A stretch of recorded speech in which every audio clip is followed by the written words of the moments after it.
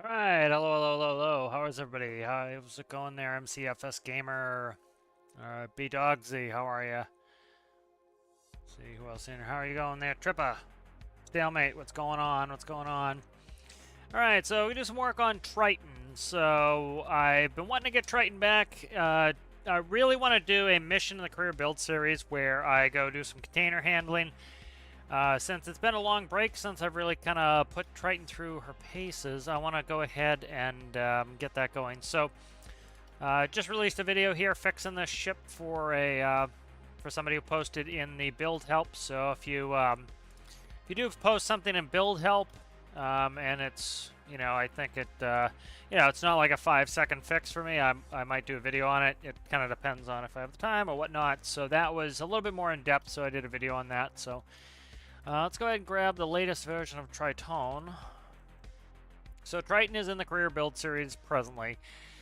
Triton is going to be a long work in progress, so I have to do things like turn on infinite electricity, whatnot, just to make it run because of, this is this is going to be like many hundreds of hours to get this finished. So. What I want to do is I want to get into container handling. I've done that certainly before with Triton. Triton can hold 5 containers, so it holds one here in the center, one here over here, and then you can double stack the outsides, and you can't double stack the inside because the crane needs to sit there. But you can fit 5 containers on there, and generally that's a reasonable size as well. 5 containers is pretty good. How's it going there, Sergeant Chaos? So, last time I worked on Triton, I believe live, put in the appropriate lighting, so that should all be in. I've got all this filler placeholder stuff for the, what's going to be, one of the main control panels there.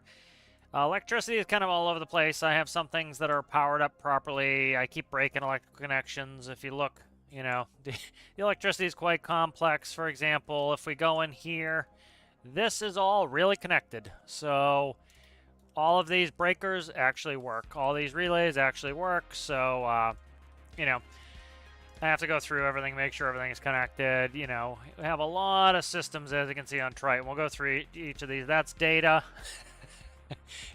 Somebody had asked a while ago, months ago, the devs changed it. There used to be this arrow that would go from to, and it was kind of, it didn't make any sense to me. It wasn't really, well, let's not say that. It made sense, but it wasn't useful.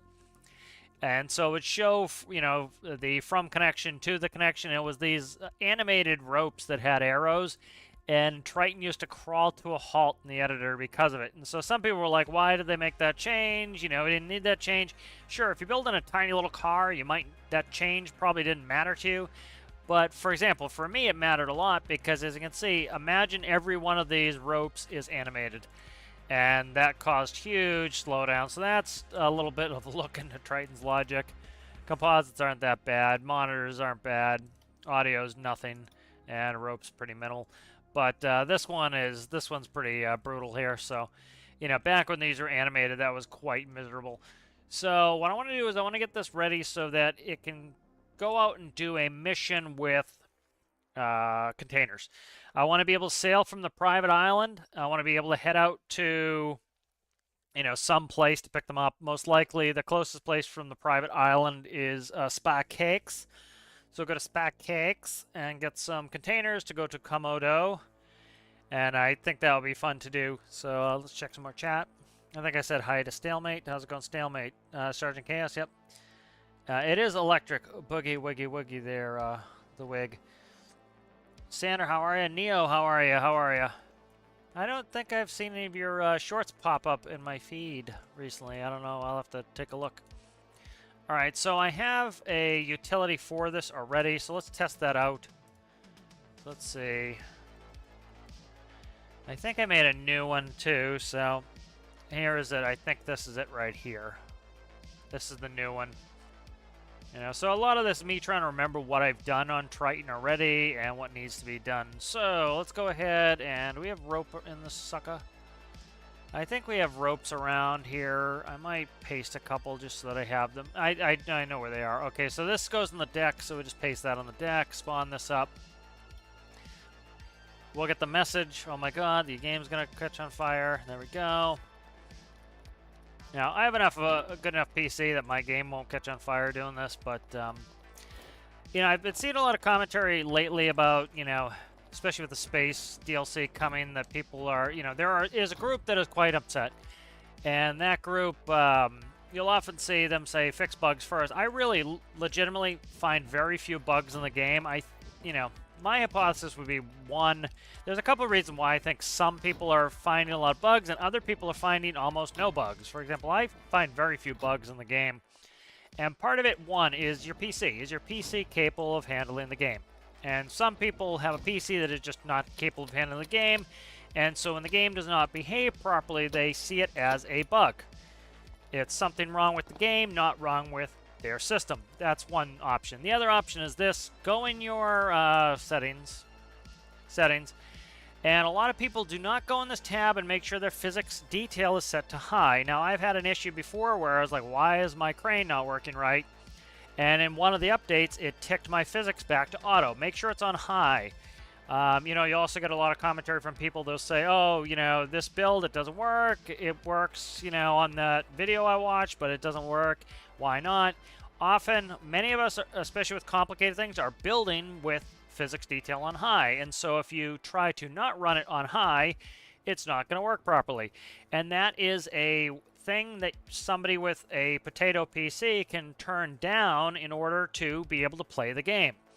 Now, if you want to play the game to its full potential, you need to, one, have the system that can handle the game. And so these are some of the things that will often people will see as bugs. Now, there certainly are bugs. You know, for certain people, a lot of AMD hardware, people have been having legitimate bugs. I would say that's more an AMD's issue because AMD came out with some patches or some driver updates, and it fixed it. So if AMD does the update and it fixes it, it's not a Stormworks problem, it's an AMD update. So that's another thing that I see a lot of people who will blame the game for, and it's actually an option that they did not select correctly, is physics detail. If it's on high, you'll notice a lot more things will run better. If it's on low, things will not run better. We can do a little test and I'll show you that. And then the last thing is your engineering prowess. And it makes sense, you know, some people just, for obvious reasons, and I certainly am not picking on them, you know, they just don't know how or why something should work. They don't know the real engineering of the thing, and they don't know how it needs to be engineered in game to function properly. And so the issues then become, some people are blaming the game for their own mistakes in engineering, you know, and so, you know, it's understandable. They don't understand the concept of why something's not working, either, you know, in engineering concepts or in the game itself, and they think there's something wrong with the game. So there certainly are issues with the game, but I've been seeing a lot of that lately, and so figured I'd speak to that a little bit. Jadron, how are you? How are you? Oceanic, how is it? How is it? All right, let's go ahead, and we're going to do a little bit of container handling here. So we're going to just do bow and stern thruster here. And we're gently going to dock. So one thing I recommend, again, custom menu, shut off vehicle damage when you're docked. What's going to happen is IRL, you have fenders. Like, these tires are fake. In real life, you'd have a big, huge tractor tire, and that would serve there as a soft, sacrificial piece that would allow a big steel ship to bounce against a big concrete dock and not destroy itself. And we don't have that in game. So what I often do is I will shut off vehicle damage when I'm docked, because as the ship, especially if you're in waves, bounces up against the dock, the game's eventually going to say, okay, you caused damage. And one of the ways the game does damage is it will kind of almost do like an explosion. So blocks all around that will get, you know, damaged. So I recommend put on the custom menu, shut off damage when you're near a dock. That will save you a lot of heartache, you know. I often use that creative or the custom menu. It's called both things. Very much for the fact that it allows me to, for example, if there's something that's not completely correct in game as in real life, for example, you know, like the example I just brought up that, you know, something detonates, you can make it so that the game behaves more realistically or more how you want it. So, for example, in real life, you would have proper ropes and you'd have proper fenders, and you probably wouldn't have a dock that's this tall. And so, this is going to annoy me here, this rope that's already on there. you know, so by shutting the damage off there, all you're doing is you're saying, okay, in real life, my ship would not detonate hooked to a dock. It's designed IRL to hook to a dock, and so what I do is I say, okay, sometimes the game does things that are unrealistic and annoying. I will just shut that off for right now, and then when I leave dock, on goes the vehicle damage again, because now, you know, if we hit a rock out in the ocean, would we really get damaged? Yep, and so I accept that damage. But for something like, you know, being hooked up against the dock, the fenders should protect us, and they don't, so you can just do that as a workaround. Alright, so let's go up, and so I'm just roping off here. There's a rope. Alright, so these are already winched up. So this was back before we had the... Again, another update I think was great was the addition of the ability to set a length of the rope. Now, I don't know the length of what the length is going to be, so I'm just going to use the old system, which was if you leave it on 40, it will auto adjust like so. So we used to have to put winches on there, and that was how we kind of would keep tight to the dock, is using winches. That was another thing the devs deserve some credit on, was putting on this new rope system here. People have been asking for that for a while. It allows us to change the length of the rope. Right, good. So we are roped off to the dock. We have the container handler there. Let's go ahead and we're going to go up here and we'll get the container shifter. Alright, so I'm going to take some notes and we'll figure out what we need to work on Triton, because I want to be able to take a career build series and not have to quote-unquote cheat to do this.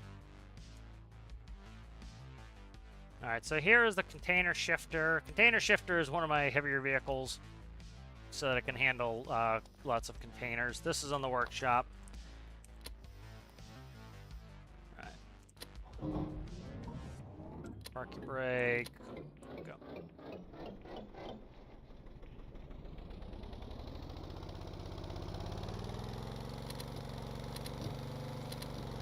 Alright, so let's go ahead and we will drive over, grab ourselves a container. Let's see.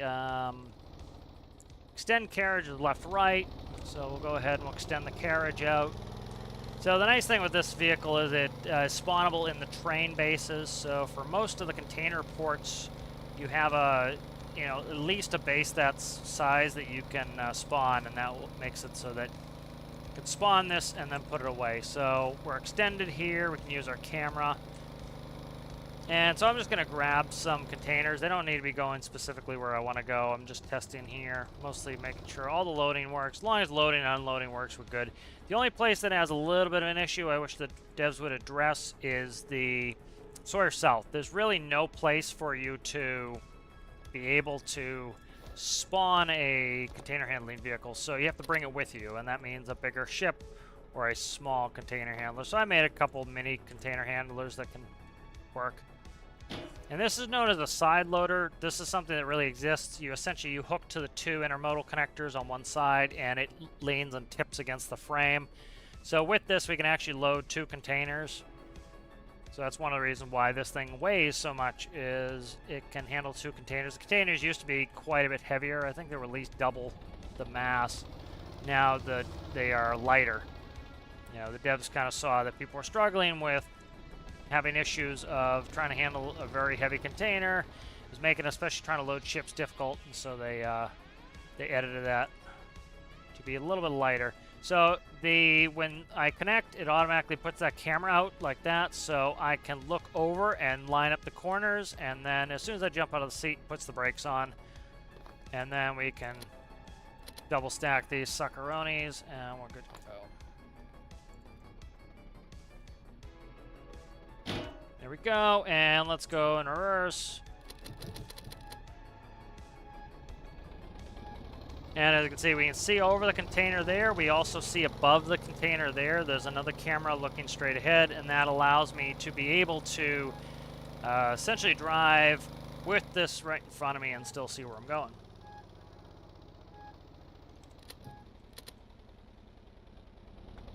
Just check a little chat while we're here.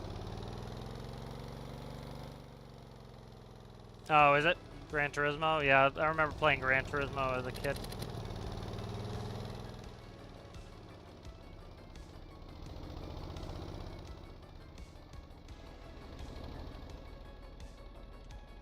That's good to hear there, Giles.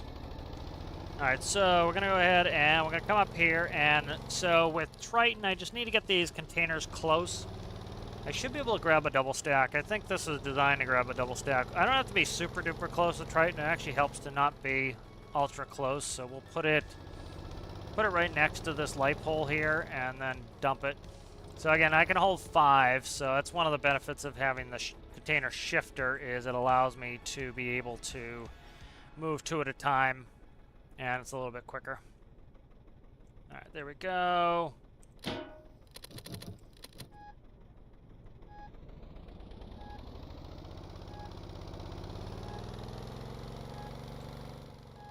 All right, and we'll go ahead and we will put, the brake will come on when I jump out of my seat. That's the nice thing with this is I kind of just jump around, and as soon as I get out of the seat, the brake comes on. All right, let's work the crane. And so I'm trying to make sure everything works. I should shut off infinite electricity. Shut off infinite electricity, see what works and what doesn't. So 4 will release the crane locks. All right, so crane appears to be connected properly. I have to check everything, make sure it works.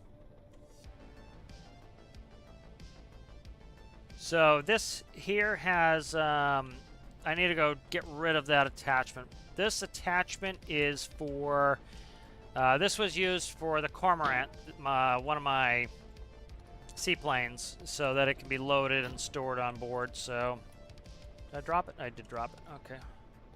So, I like having a little locker here with all my attachments. Hardpoints was another awesome addition to the game. That was really a big thing, was it made it so that, you know, we could spawn with things connected and in place, and connectors do not want to flex as much. Hardpoints do, so it makes it so that instead of breaking a connection and causing bad physics interactions where, for example, it will flip your boat, hardpoints have a little bit more give, and that allows them to, you know, you'll see a gap, but it won't cause your boat to flip or something, so that's kind of nice. And so I'm just trying to see, I can't tell the alignment from up here. It's kind of, okay, I think we're good. So, there we go. All right, good, we're grabbed. And then, so this has a tilt sensor on it, this last appendage here, the stick, and that allows it to, it always faces the Earth. As you can see, it auto tilts to maintain that. So it could be done with a pivot, but you get 0 swing, and so I don't want any swing in it. All right, so we'll go ahead and rotate out. And then I have to try to remember how to operate this. So I have function commands on here, and this is likely going to have to extend out. Is it extended already? It might be extended already. I don't believe it is. Nope, it isn't. All right, so I need to extend this out. So what I did was put in function commands here. So I have 1 through, I think, 8. And that way, you know, you just make each attachment works with functions 1 through 8. So I think, let's see, it's probably these. Yep, you can tell just barely that those are moving. It's extending itself. So I have it going slow. That way you can get it right on the money where you want it. So if you look, it's starting to extend that carriage out to make it wider. So we'll have to get it right over the container so I can tell how wide I need it. All right, so let's get lined up.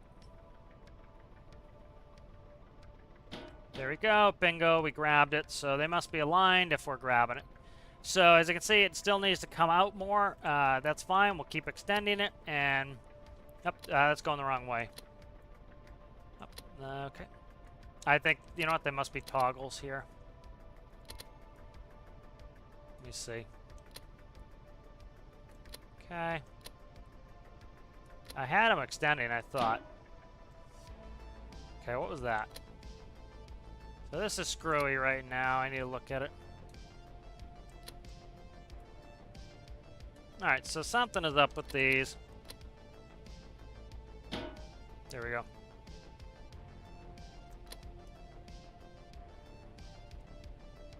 So I'll try to get this to work. It's, I gotta figure out what's up with this system. I figured how I have this hooked up. So this is going on the to-do list is fix the crane attachment.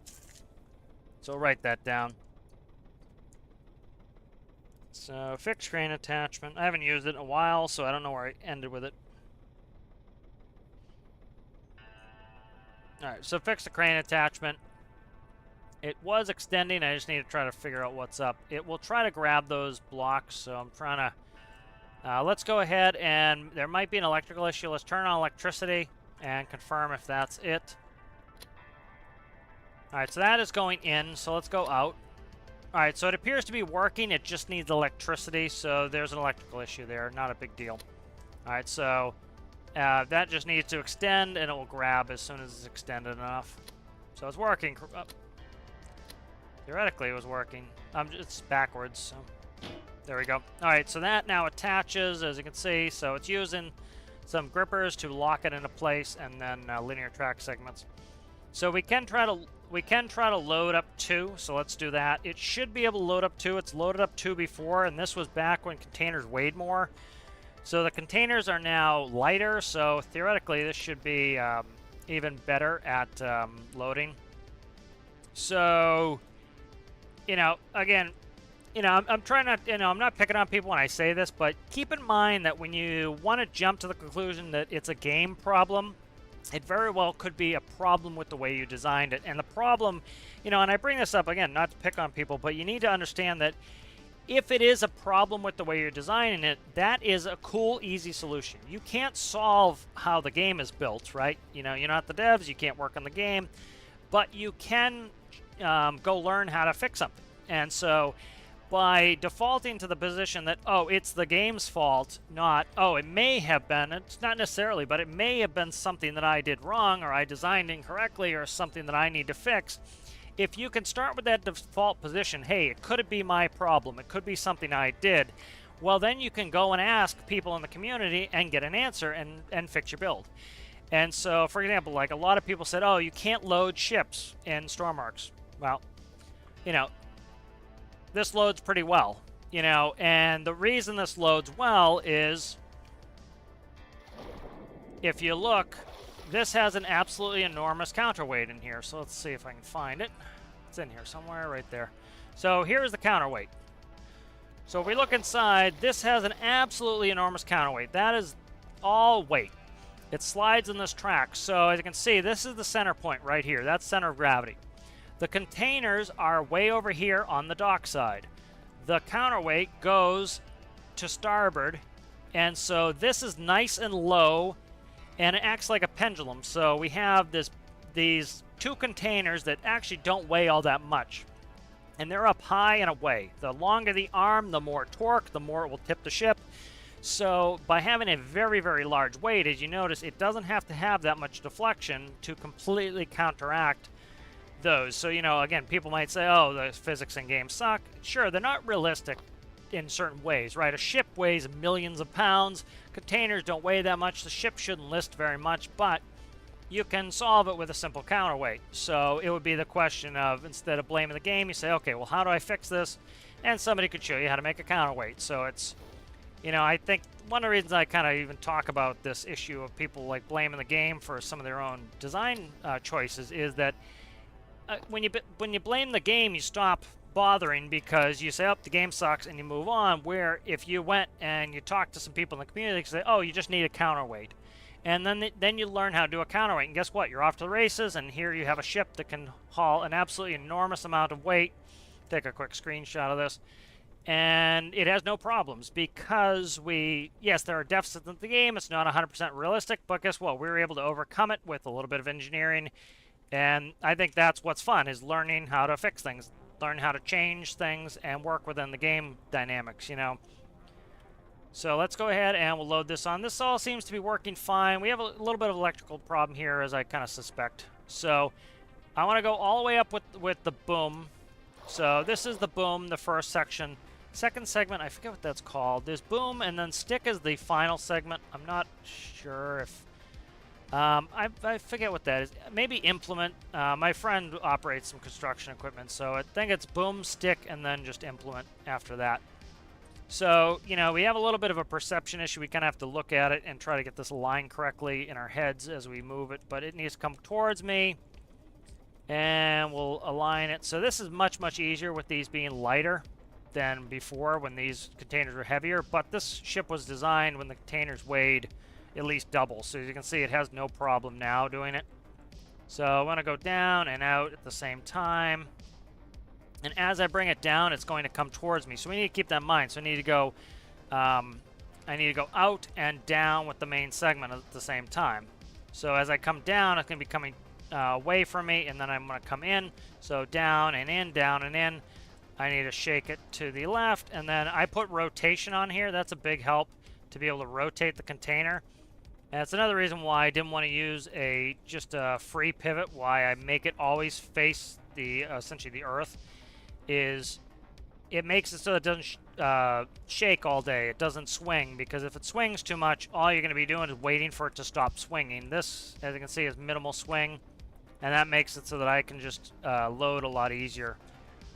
All right, and so we need to bring it towards us just a hair, and the connectors in the bottom are not done, that's why, but I want to get this as close as possible before I go ahead and enact the connectors. So before they added the hard points, these connectors, they have very little give. I was talking about this earlier. They have very little give. They do not like to move, and it causes bad physics issues where the container wants to grab stuff it's not supposed to. And so the hard point will allow for some variation. So the hard point will have some give left, right, up, down. And so you want to have a system like this where, yes, there are these connectors, and these do not want to move. These are concrete. This is a rubber band. And so the benefit is, by having a rubber band in the system, when these go to snap, these will grab really hard. This one will stretch. And so by having a stretchy component in here, it allows this to not cause silly physics things where it wants to spin the ship. It can turn 360. And so what I want to do here is I want to test this. I forget how some of this runs. So let's check this connector. This should be release connector false. This should be release connector true. So I do not want this connector grabbing this one. So now I have release connector true. So this whole square here is disconnected. This one over here should be ready for connect. And that's going to try to snatch it up over to the left. Bingo. Now notice, it didn't flip the ship or anything. And again, part of the reason is because that hard point is a rubber band. It has give. If you notice, we have some stretch here. We have some stretch here, and we have some stretch here. So this is rubbery. And so by having and I'm using rubbery as, it has some flexibility. This is rubbery, and this is concrete. This does not want to move an inch. This will move many, many inches. And so that allows you to not have the funky physics where you attach something and your ship does a barrel roll. That happens when two immovable objects come at each other. You have both connectors are fighting to have this piece where it wants it. Neither of them is going to give up. By having the rubberiness of this center section here, that allows us to not have problems where these want to snap and cause massive headaches. So keep that in mind. You want to have something a little bit rubbery when you're doing those dual connections. That way it will make it so that you don't have any really crazy physics. All right, parking brake. Parking brake can stay. Okay, good. All right, and so we're just going to grab 2 more containers. I don't really care where they're going. We're going to do a total number of 5. So actually we'll grab a single, and then we'll grab a set of doubles.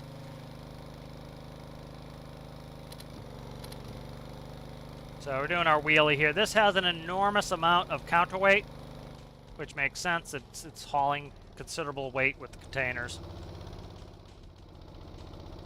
Alright, the nice thing too is you can, just like in real life, you wouldn't want to slide these containers in real life. They make a horrific noise. I've heard them screeching on the ground. But you can push these around a little bit. Alright, and we'll go ahead and we'll jump out of our seat. Brake automatically comes on. We'll go ahead and activate. And I'm not going to do the bottom. I recommend this. Don't keep a bunch of these connectors energized at all times. The bottom is going to want to grab onto any other energized connector. I'm keeping it where only the top can grab right now.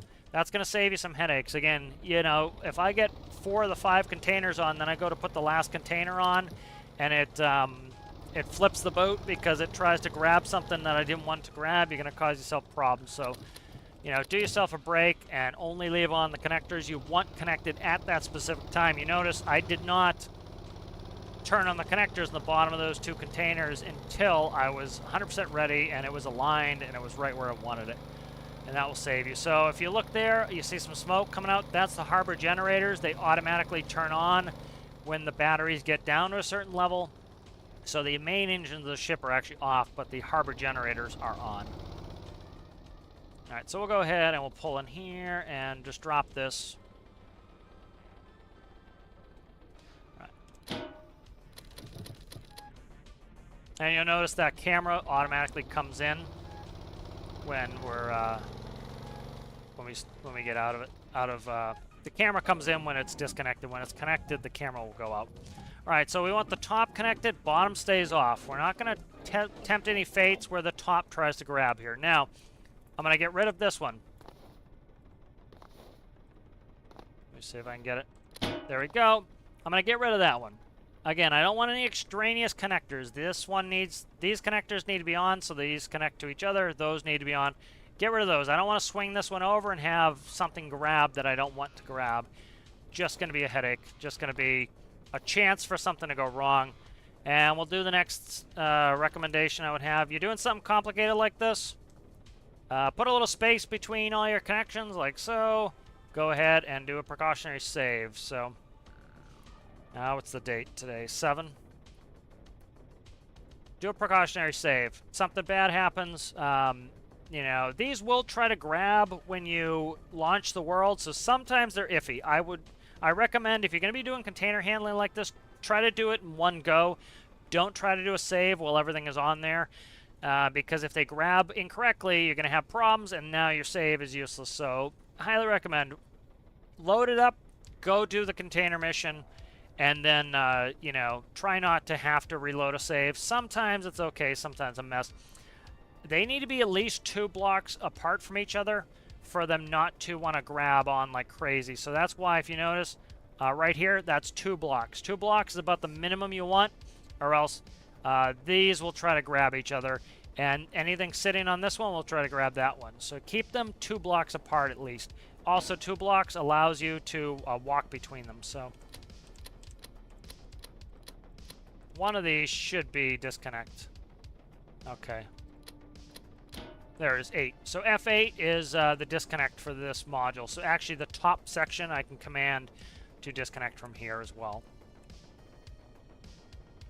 Alright, so we'll get some little perception issue here. It's not terrible, but the nice thing is the connectors will grab pretty early, so we're pretty close there. I can't quite tell where it is, so I think it needs to go out. There we go. Yep, perfect. Out a little bit.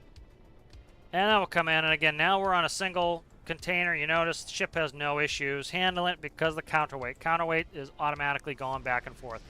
So need to go up with the boom section 1 all the way up. That brings it closer, and then we need to come down with section 2. And then that's the stick, and then we have the implement is the final segment. We're going to rotate. All right. Now notice, again, the top is, connectors are on, these are off, so these will not want to grab each other. Be very careful doing this. That will help save you problems. Now the bottom is not energized, so the bottom will not try to grab. Try not to get these within 2 of each other, because that's when they're going to try to grab and do craziness. So save yourself some trouble by just doing that, by trying to follow a little bit of these rules with these things being sticky. Because they, again, they're immovable, but they do not want to move. All right, so we're close. We're good. All right, so we need to energize the base layer. Energize the bottom. Bingo. And we'll de-energize the top. All right, so minimal grabbability here. And we have a nice aisle we can walk through. 2, again, minimum distance. I keep them together. That way you don't end up... have them try to grab each other and cause problems.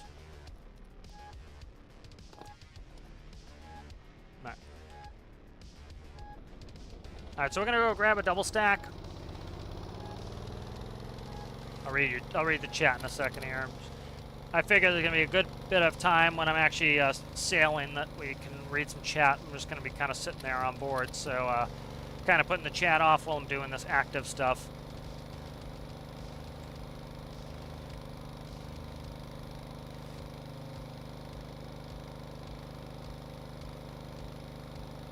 Alright, so we're going to grab clam oil and the acres just again because they're in line. I don't really care where they go at this point. I'm just testing here. I need to see what's up. And it looks like a little bit of electrical connection on the connector section. And that's it. So we're going to jump out of the cockpit here. Brakes, auto, come on. Here it's stalled because, again, I don't have all the digits set up right.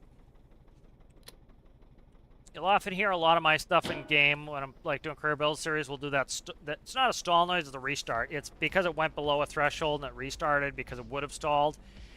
And often the stuff I release the workshop, generally I try not to have that. And it's because, you know, if I'm going to put it on the workshop, I want it to be to a higher standard than if something I'm just going to use in game. So, you know, the main reason why an automatic transmission is great, if I just kept holding W, this would go whatever speed it wanted to go. It would keep upshifting, and we'd hit this container, it would be in the ocean. I've set it to first gear. I can floor it, I can go max speed. It will never go faster than whatever the RPS multiplied by the gear ratios is going to give me. Again, why I recommend manual transmissions. I know what speeds this is going to give me, so as I'm doing precision work here, I'm going to go into first gear, and I'm going to rev all the way out. You'll notice I can't go that fast, and it's nice because I can do this little precision work here. And I'm going to look at my camera, and brakes. Perfect. We're going to jump out. Connector. Those are grabbed. All right, we're good. And so that's why one of the many reasons I like a manual transmission is that it limits your speed. And that's one of the things, you know, most people are used to driving cars, and so a car isn't all that heavy. The weight really rarely ever changes in a car. If you've ever driven construction equipment or tractor trailers or anything that will change mass quite a bit, you really need those gears to help control your speed, you know. And so for most people, they just don't have experience with that, needing that speed control with their gearing.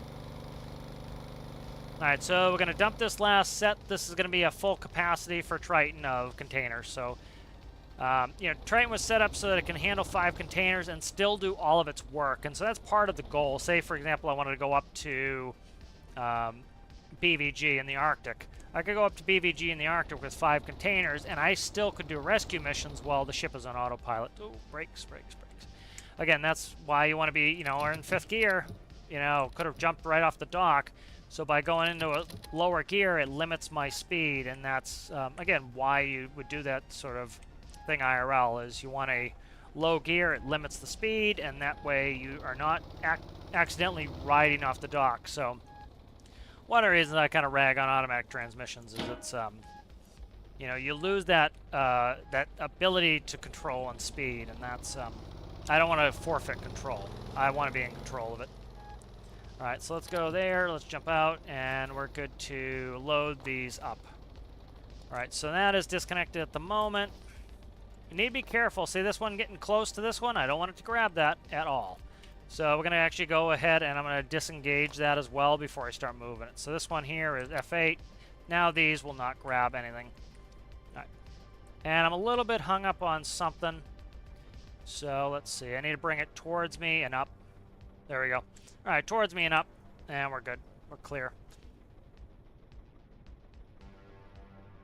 I'll check chat in a second, guys. We're almost loaded here, and then we can get underway. So there's pretty much two bases that do not have the ability to spawn, essentially, like this container shifter. That's JSI, and it is Sawyer South. So what I would like to see is the devs add, one thing I think they could add that would be good for gameplay is add a static vehicle workbench. Those are on all those buildable bases, or those static vehicle workbenches. Those allow you to be able to spawn a land vehicle, for example, a crane. I'm presently having a couple issues with my boom segment of my crane here. Once I put a little weight on it, I might be able to fix it. So I can't get the boom to come down, so sometimes it gets stuck. I think it has something to do with the with these pistons. So I'm just waiting for it to finally, there we go. See it trying to move and the pistons are grabbing. So there we go, now it's moving. Just takes me a second and eventually it will move. Sometimes that gets hung up, so I kind of, you know, those pistons are fake. They're actually not doing anything. All they're doing is there for looks. So, top containers on, our connectors, F8, bingo, and we're ready to load. So, now we'll try. So we need to be careful again. The base is off on this. The base is on down here, and the base is on there. So we need to be careful. We want to get this aligned first so that we don't have any sort of disasters. And I will get in chat as soon as we get underway. All right, so we need to clear that bollard. That mooring, not mooring, cleat. So there's a little bit hairy here because I need the swing room, and I don't really have it. So try not to hit the barricades there on the helipad. You know, of course in game it's really not going to damage it, especially we have damage off right now, but the IRL you would crumple one of those, putting a couple containers on top of it. So try to kind of keep it a little bit on the realistic element. So as boom comes down, the stick needs to be pushed out, and we'll let this swing a little bit. All right, so now I'm going to push it up against my railing. Again, doing this just to keep those connectors from trying to snatch things I don't want them to. They're pretty close here. We're going to go down and out. Down and out, down and out, down and out. Right there. Beautiful. And we can zoom in, and bingo, right on the money. All right, so let's go ahead. And again, we want to be careful with this. We want to inspect it. Do it like you would be doing it in real life. It will save you a bunch of problems. Imagine this is actually heavy and dangerous. They're all lined really well. We should be able to grab them without an issue. Bingo. And again, remember, this is very elastic up top. These are concrete. They do not want to move. So make sure you have an elastic part, or you're going to cause yourself problems where, you know, it wants to flip the ship or something, because something's got to give. If everything is immovable, that's when you get funky physics that a ship wants to spin. You'll notice people will put physics sensors in an area where they have a moving object. That is essentially, when you put a physics sensor in there, it's like you're making something out of concrete. And now you have something that has infinite power, and it is trying to move through concrete. And what's going to happen is, in real life, it would have a big explosion. And in game, you get, you know, errant physics where, for example, the boat wants to rotate like crazy, you know. And so you get stuff like that. So we're just going to, we'll stow this. It does have these rope anchors there. I can put it in the garage. I'm not going to bother putting it in the garage. We're just going to go ahead and stick it out on the helipad for now. Just go stick it out here. And so right now 8 is selected so that that can't grab anything anyway. All right, and so we should be able to drop this. I forget how to do it. I might not be able to do it with the hotkey. I might have to go out there and do it.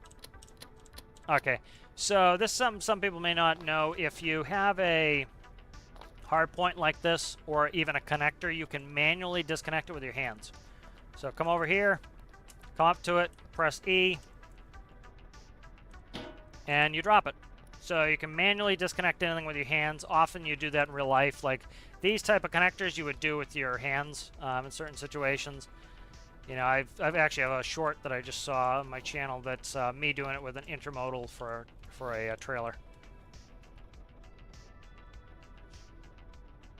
All right, so we're loaded up with 5. Let's go ahead. We'll raise up. So there's a lot of ballast in Triton. That helps with all this weight. It has, I think, 170,000 liters of water and 170,000 liters of diesel fuel. So it has a lot of water, of liquid ballast inside of it. And so that makes, you know, even with all these containers on top, that's nothing compared to the mass of all that liquid. You know, that's an insane amount of liquid. You know, we're talking over 300,000 liters of the liquid. You know, and you're talking, if it was water, it'd be a kilogram per. So you're talking 300,000 kilograms of liquid sitting in the bottom of this ship. Plus, you know, it has a lot of weight blocks, and it has a lot of it has that counterweight as well. So we're going to go ahead and energize the crane locks. And it grabs, and we're going to go. So pretty simple there. I'm going to go, so as you can see that sits like this. That's why we only take the 5, is the crane stows between those. Alright, so I think we're good. Let's go ahead. I'm going to do a save. Like I said, it's best not to try to reload a save, because what's going to happen is this setup's pretty resilient. I haven't had too many issues with this. Like, I could probably load a save and be fine, but if this connector wants to connect to this one instead of over here, we're in trouble. That's going to cause you problems, and so you got to be careful of that. Alright, so we're ready to mosey here. We need to cast off here. We are still roped up. I will check chat as soon as we get under. I'm not ignoring you guys. I'm just trying to get us going here. Right, I have a rope on me, unfortunately. Get out of me. Alright. Alright, let's grab you. Went the wrong way. Right, and then I threw one on here. There it is right there. We'll stick this rope in its home where it belongs.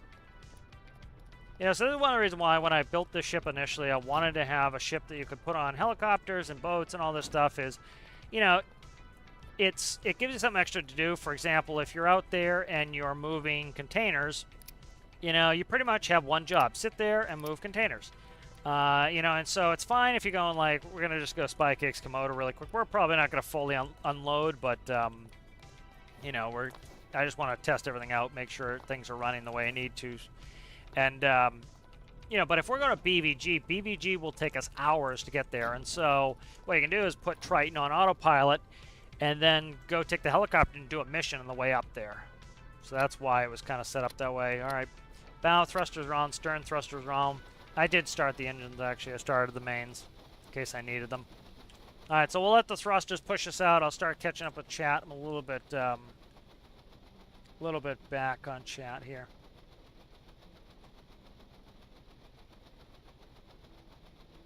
Yep, yeah, Neo comes in and says hi every once in a while. So, nice to see Neo when he steps in.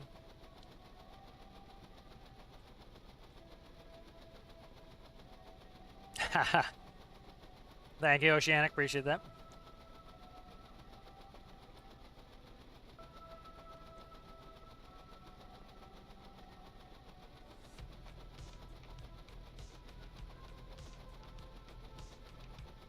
Ah, yes. Sanders with his XOR gates, yep. It's always good to learn some new logic. Oh, that's interesting, yeah. A kind of a heat recapturing system there to turn engine's heat into some steam for generation.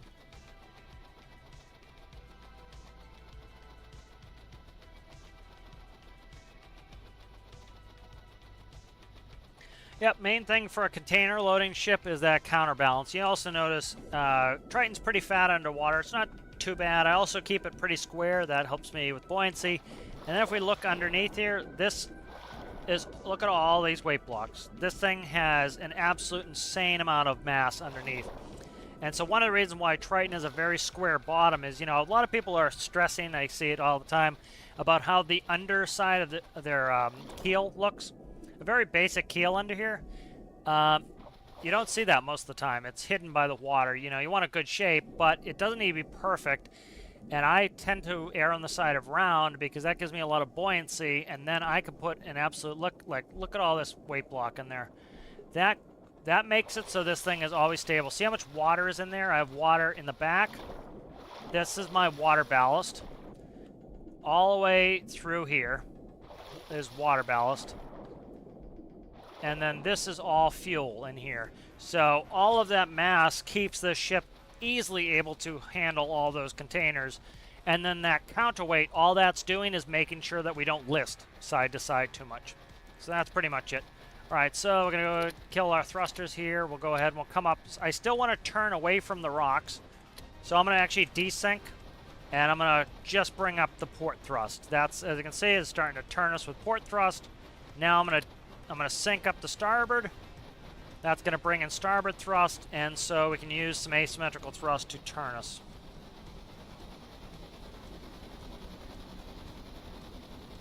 Alright, so we're at max thrust here, max speed. Alright, we're going to go ahead. This is not my autopilot system. Well, I made the autopilot. I'll look up who made these screens. I used to use these screens on all my ships, but the issue now is they do not They haven't done any work on it. The screens work fine. The navigation stuff works fine. The only issue is the LiDAR. The LiDAR can cause the game to lock up. So, you know, I like this system because I can actually, like, I move on the map and add the nodes. And then I'm going to go ahead, we'll reset our position, we'll zoom out, make sure that course looks good. As you can see, it's not going to hit anything good, and then we're going to turn the autopilot on. And then I integrated the system to work with the, to actually work with my autopilot. So, for example, when it gets close to the last marker, it will auto stop the engines. It won't stop the engines, it will zero the thrust. So it's like if I press the zero thrust button, that's all that it's doing. So somebody was asking with the man overboards button that I did on the new player career build series, wouldn't it start the ship moving again when you get close? And the answer is no, and it's because it's set up that it doesn't just shut off the engines and then the engines start back up when you get close. What it does is it, you know, you're saying, hey, I want 20 RPS, and then when you fall overboard, it says, hey, I want 0 RPS, and the way the system's set up is that if you're asking for 0 RPS, it has the clutch disconnected, and the engines aren't revved up, so, you know, the ship won't start going away from you. So we're going to go to this first waypoint here. We'll zoom in. And then we're ready to turn here. We'll turn us, you'll see in a second. We just hit the waypoint, and here it's turning us. This compass isn't mine as well. I'd like to put in my own compass system. That's not mine. I haven't made a radar yet. There is a sonar for depth, but it's not my system either, so I need to work on some of that stuff. Lua, you know, that's starting to get into Lua a little bit more, but it's definitely something that it would require a lot of hours to get into. So I'm just using, I try to use other people's stuff, and then I will replace with my own as I kind of make some new stuff. Yep, the end section should be able to turn 360 degrees using, it uses a PID, so it's 360 degree control, so I can rotate it 360. How's it going, Sparky? What's happening, kid? Tanker truck trailer with 14 wheels, but when it's fully loaded, if I quit and reload the world, it partway stuck in the ground. Oh, that sucks, yeah. Yeah, certain things like that, you know, you're just not going to get around. You have to kind of keep it loaded up in the world. It's always good to have a save. Sometimes it will work for you. Worst case, you know, people will let the game really get them down. Let's say that on the way here, the worst happens, the game crashes, my power goes out, whatever, and I have to load the save up, and, you know, it's unusable. One, always save before you do something. So I have a save before I even started to do any of this stuff. Two, if that happens, okay, well, did you do the work? Yeah, you did the work? All right, give yourself the money. All right, so what are the, you know, it sucks, right? You get all annoyed, but, right, you know, we have 5 containers. Let's say they're worth 5 apiece. Give yourself 25,000 and don't let it bother you. You know, it sucks, but, you know, getting pissed about it's not going to help either. So that's kind of how I do it. In that way, I don't get frustrated too much. Fastest speedboat. I have my fastest speedboat, Aaron, is probably the Vice boat. I can do 112 in most conditions. 100% wind, it gets a little iffy. You have to slow it down to 80. It still works fine at 80, 90. Up to about probably 90% wind, it will go like 108 to 112. So, you know, the Vice boat was initially, it was supposed to be the Career Build Series rescue boat. That was what its job was. And so what the plan is when I get that Vice boat finished, I will rebadge it essentially as kind of a more generic boat for using the Career Build Series. So mast needs to go up. I didn't put the mast up, so there goes the mast is raising. So the mast, we can go under any of the bridges except the drawbridges we have to raise. With the mast in the down position, so we have to lower the mast for going under some of those. You know, I like some smoke, but this is excessive. So what I might do is put in I might valve it out and delete it, and then so I let a certain amount of smoke, and I can kind of cater to the smoke that I want. And let's check up with chat here. How's it going, Citrus? If I didn't say hi to you already. How's it going there, Ship Geek? What's going on? How are you? Ah, that's good. Manual gearbox controller. We like to hear that.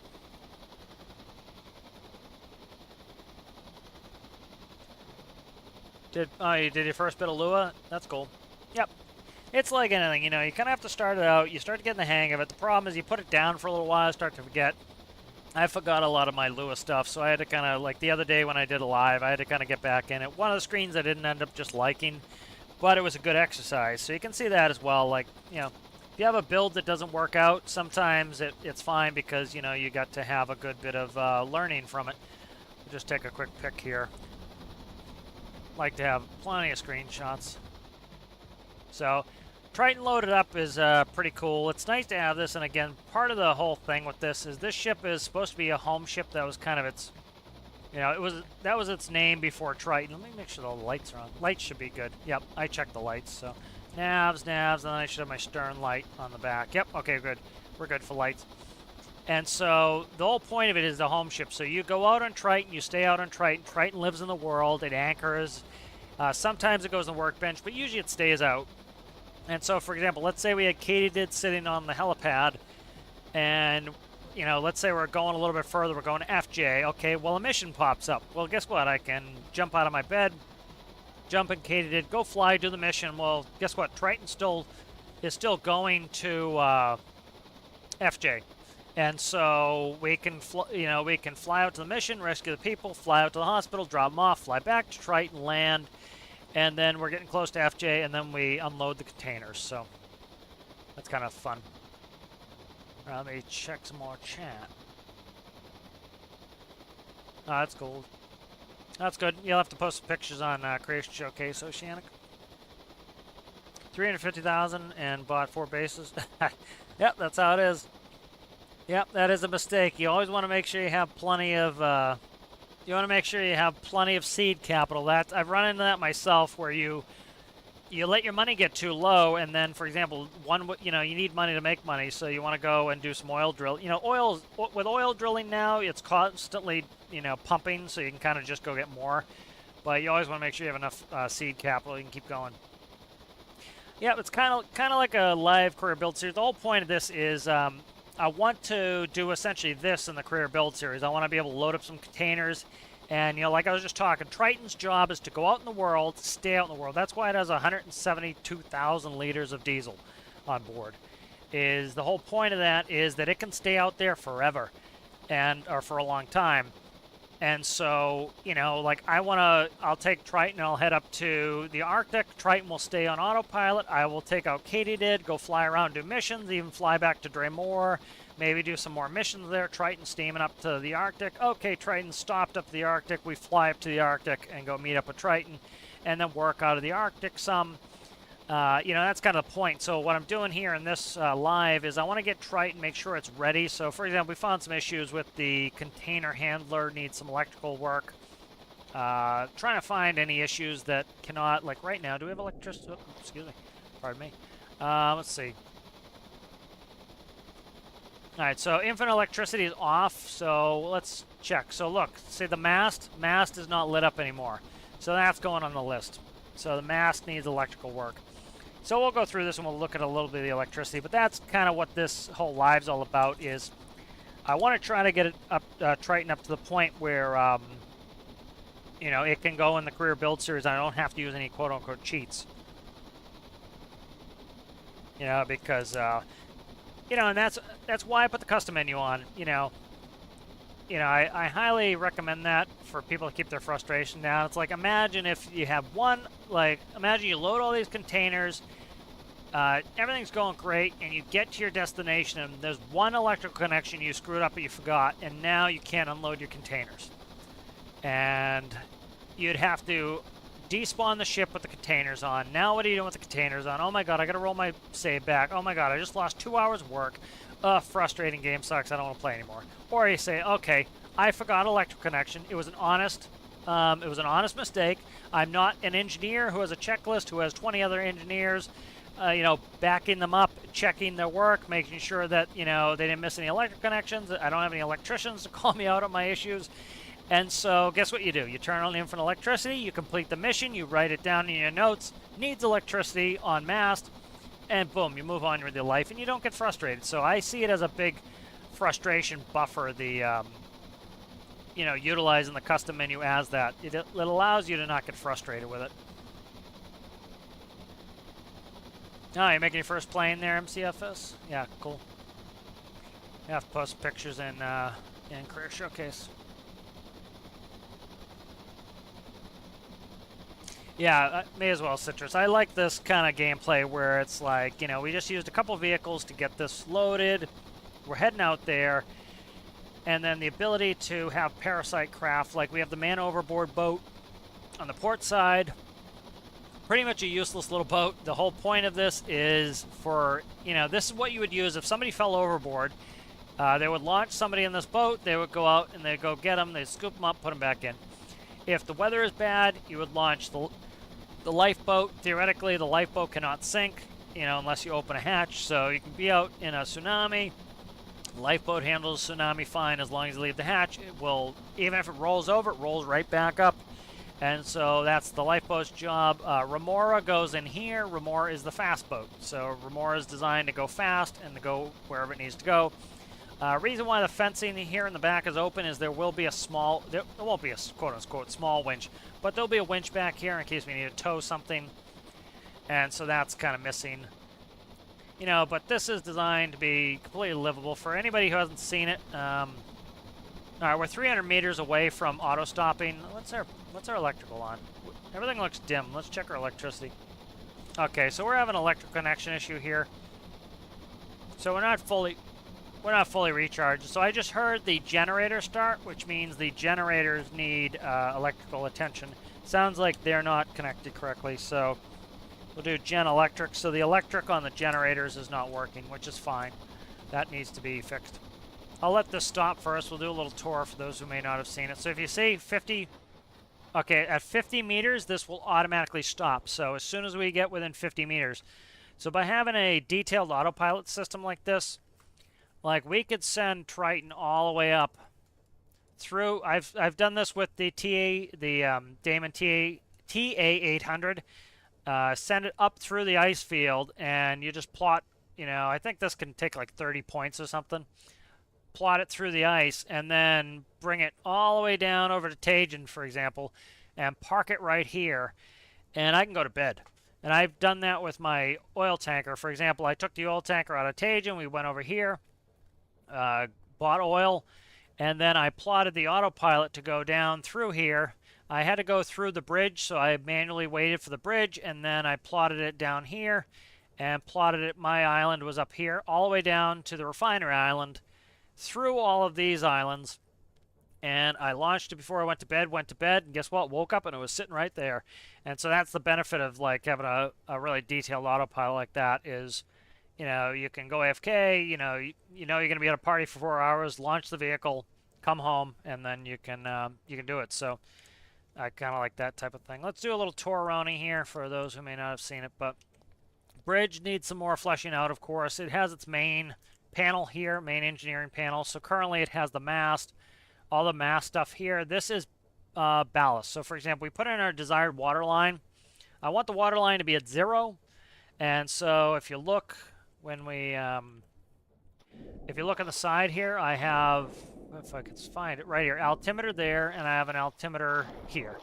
And so it fills both the bow tanks and the stern tanks to maintain forward aft pitch. So for example, we just put on a lot of weight in the back, right? We put on 5 containers. And so it is going to most likely be reducing water in the stern and pumping water in port.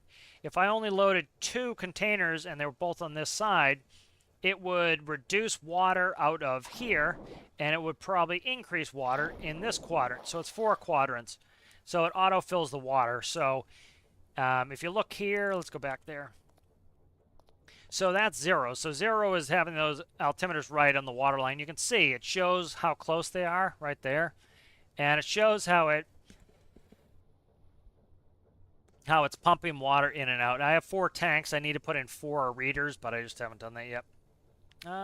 Nope, they're in. This one, so it's port bow, starboard bow, stern, port stern, and starboard stern. So you see that's 42,000 liters of water. I would say this is pretty close on the same there. I got to check it. 28,000 on the stern, 25,000 in the stern. Now, if I took those containers off, we'd probably have more water in the stern than we do now. This auto pumped out. So essentially what it's doing is it says, hey, is the if the altimeter's above where you set it, pump out. If the altimeter is below where you want it, vice versa, pump in, and so that's what that does. And so you can see I have my 4 water lines here. That's all that does.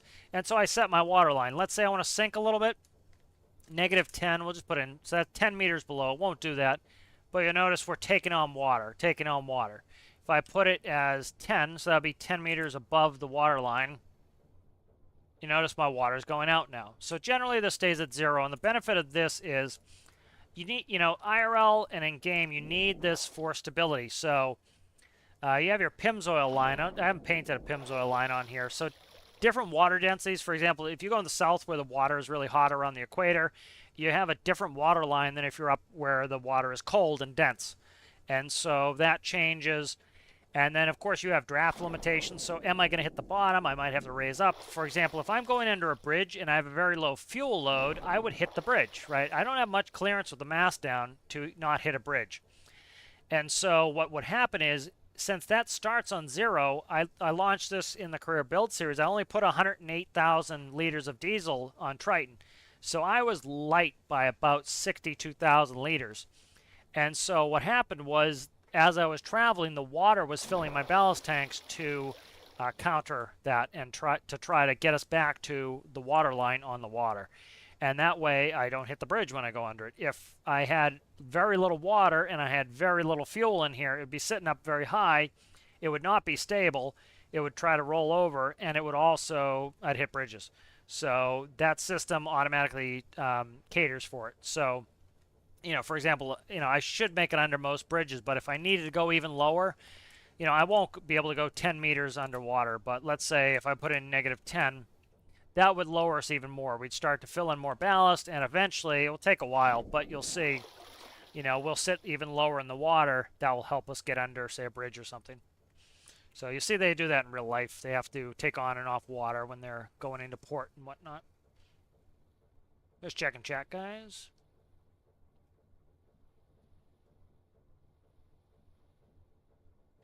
Yes, Edgar. I did a live stream when that came out. So, yeah. Oh, that's cool. Yep, that's cool to. Yep, it's nice to see people starting to do that. I think some people need to just like ignore the negative people who are, no matter what they do for DLC, no matter what they do for an update, no matter what bugs they choose to fix, there are going to be people who are complaining about it because it's not the bug they wanted it fixed. It's not the stuff they wanted. And so I think this is actually going to be a very popular DLC. Whether it'll be, I don't think it's going to be perfect when it comes out regardless, but I think it's going to be a very popular DLC. I think it's going to be a lot of fun. I think, watch in the coming months, right? We have 6 weeks. So in the coming months, you're going to see a lot of people putting space stuff on the workshop. They're all going to be on the, a lot of it's going to be on the front page. And it's going to be very popular. And you're going to see that, especially once it comes out, I'm going to do a ton of tutorials on space stuff. I'm going to do a ton of space builds. Even though that wasn't necessarily the DLC I wanted, it's going to give me new stuff. I've been not bored lately, but I've been, like every once in a while I'll get hit with some inspiration. I'll really want to build something and really get after it and really enjoy it. Then I'll hit a point where I'm like, oh, I don't know what to build next. And so when you get a new DLC like this, it's like, oh, you know what, I'll build some space stuff. And so I think that's really great. If you look at, with me, with having analytics with YouTube, I can see if my view counts go up. I can look at other YouTubers I know, and I can see their view counts go up. Every time there's a DLC or a new major update, you'll notice that the view counts get bigger. Why? Because people who may be bored or disinterested or don't know what they want to build now have a purpose again, and they have something they want to build. And so I think it's going to be very popular. So, it definitely, I think a lot of people are going to find this to be pretty cool. I'm just checking in chat, trying to see where I'm at here. Yep, so definitely looking forward to space there, Edgar. Oh yeah, the backpacks. Oh, that'd be cool. Firefighting pack, yeah. Oh, nice. Your first planes working. That's cool. Exosuit, that would be cool. Yep. Yep. You know, I tend not to try to get ahead of stuff, and part of it is I like to, you know, kind of the way I build is first thing I do is make sure something is going to work. And so until I know what the sandbox looks like that I'm going to play in, I tend not to start. And part of it is I don't like to hype myself up. It's going to be you know, it would be annoying for me if I went in there and built a spacecraft and then had to rebuild it, pretty much say rebuild 90% of it because you know, I didn't understand the game mechanics first. So I'm very much somebody who likes to, you know, you can kind of see it in how I do my videos when new content comes out. First thing I do is I go in there and I test, test, test, test, test. Once I feel comfortable and I've tested enough that I feel comfortable that I could answer some questions, and if somebody came up with a question, I could figure it out, or I already know the answer because I tested, then I will go make the tutorial video. And now that I feel like I understand the concept, I can then go build and feel confident that I'm not going to be just banging my head against the wall. So that's kind of my thing is I got to wait until I see what I have and know how to do it first personally.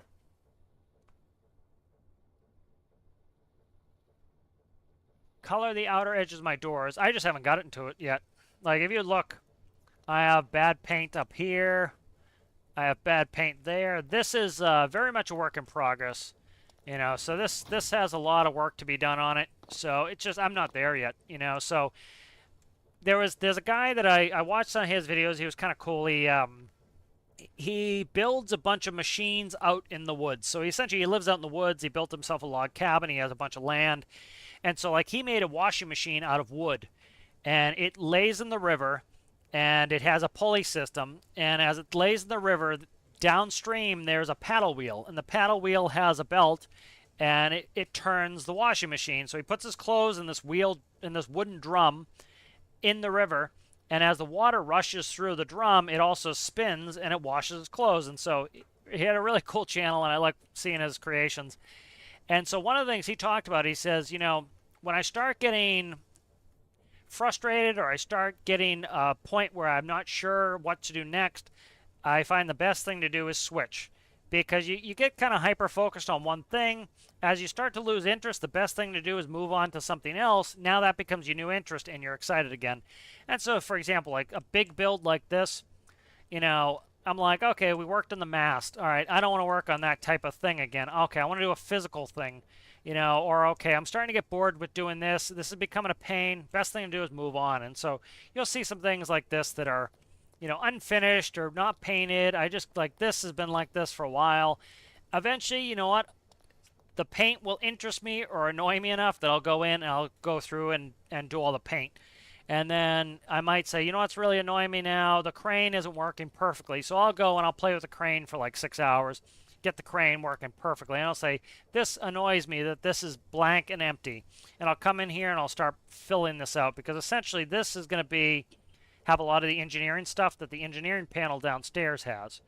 And so that's kind of my take on it. Is a lot of the stuff is unfinished because it's like I'll get to the point where it's starting to annoy me and then I want to move on, do something else, and it keeps you always excited, engaged, and enjoying it instead of getting frustrated or bored with something. I'm just reading some chat.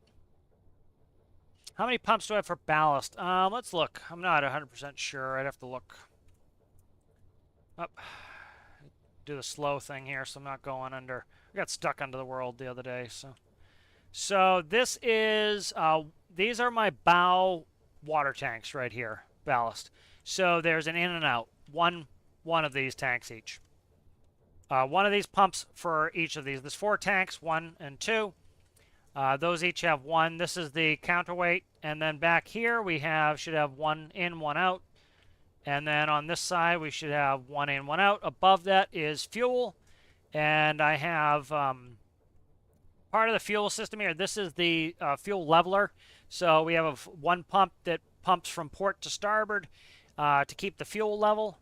And then that's what those do. And then these are pumping to the engines, and that's because they have a long run. They have to go quite a ways. And then we have, should have 2 bow fuel tanks right here. So these are my bow fuel tanks. They're currently empty. Most of the time, my bow stays empty. Like this shouldn't be any water in here. Notice no water in the bow. The bow doesn't have as much buoyancy as the stern, so the bow generally rides without any liquid in it. When it would get liquid is this, but if we go back in, I think my fuel tanks. So if we look at my bow fuel tanks, you can see if I go up a little bit, we have fuel in my bow tanks. Actually, we do have water in the bow too. Okay, the bow has water in it. This tank here should be full of water. It's not, so I have to check. This one's broken, but it still sits pretty well with missing a whole ballast tank of water. But I just have one smaller pump per side. I don't really need it. One trick or not necessarily trick, but one game mechanic you want to be careful of is the lower you put these outflows in the water, the more resistance they're going to have to fight. Makes sense. They're pushing against the water instead of air. So I generally put these at the water line or above. You want to get that above the water line. This is all cooling up here. This one is liquid heat exchangers. This one is not raw water cooled. And as you can see, this is how much cooling I need because I do not raw water cool. So this has a lot of cooling in it because I do not do any raw water cooling. Heat exchangers would be a good thing to do, but you know, all this piping is real. And you see, so like this is all my cooling. They come up all the way to above the water right here, right at the top of the water. So you notice, remember I put the ballast setting down to -10 meters. See how it's dragged me down to drag my water line down? So that's because I put that ballast in it at -10. So it's taking on water to slowly sink me. Let me read some more chat.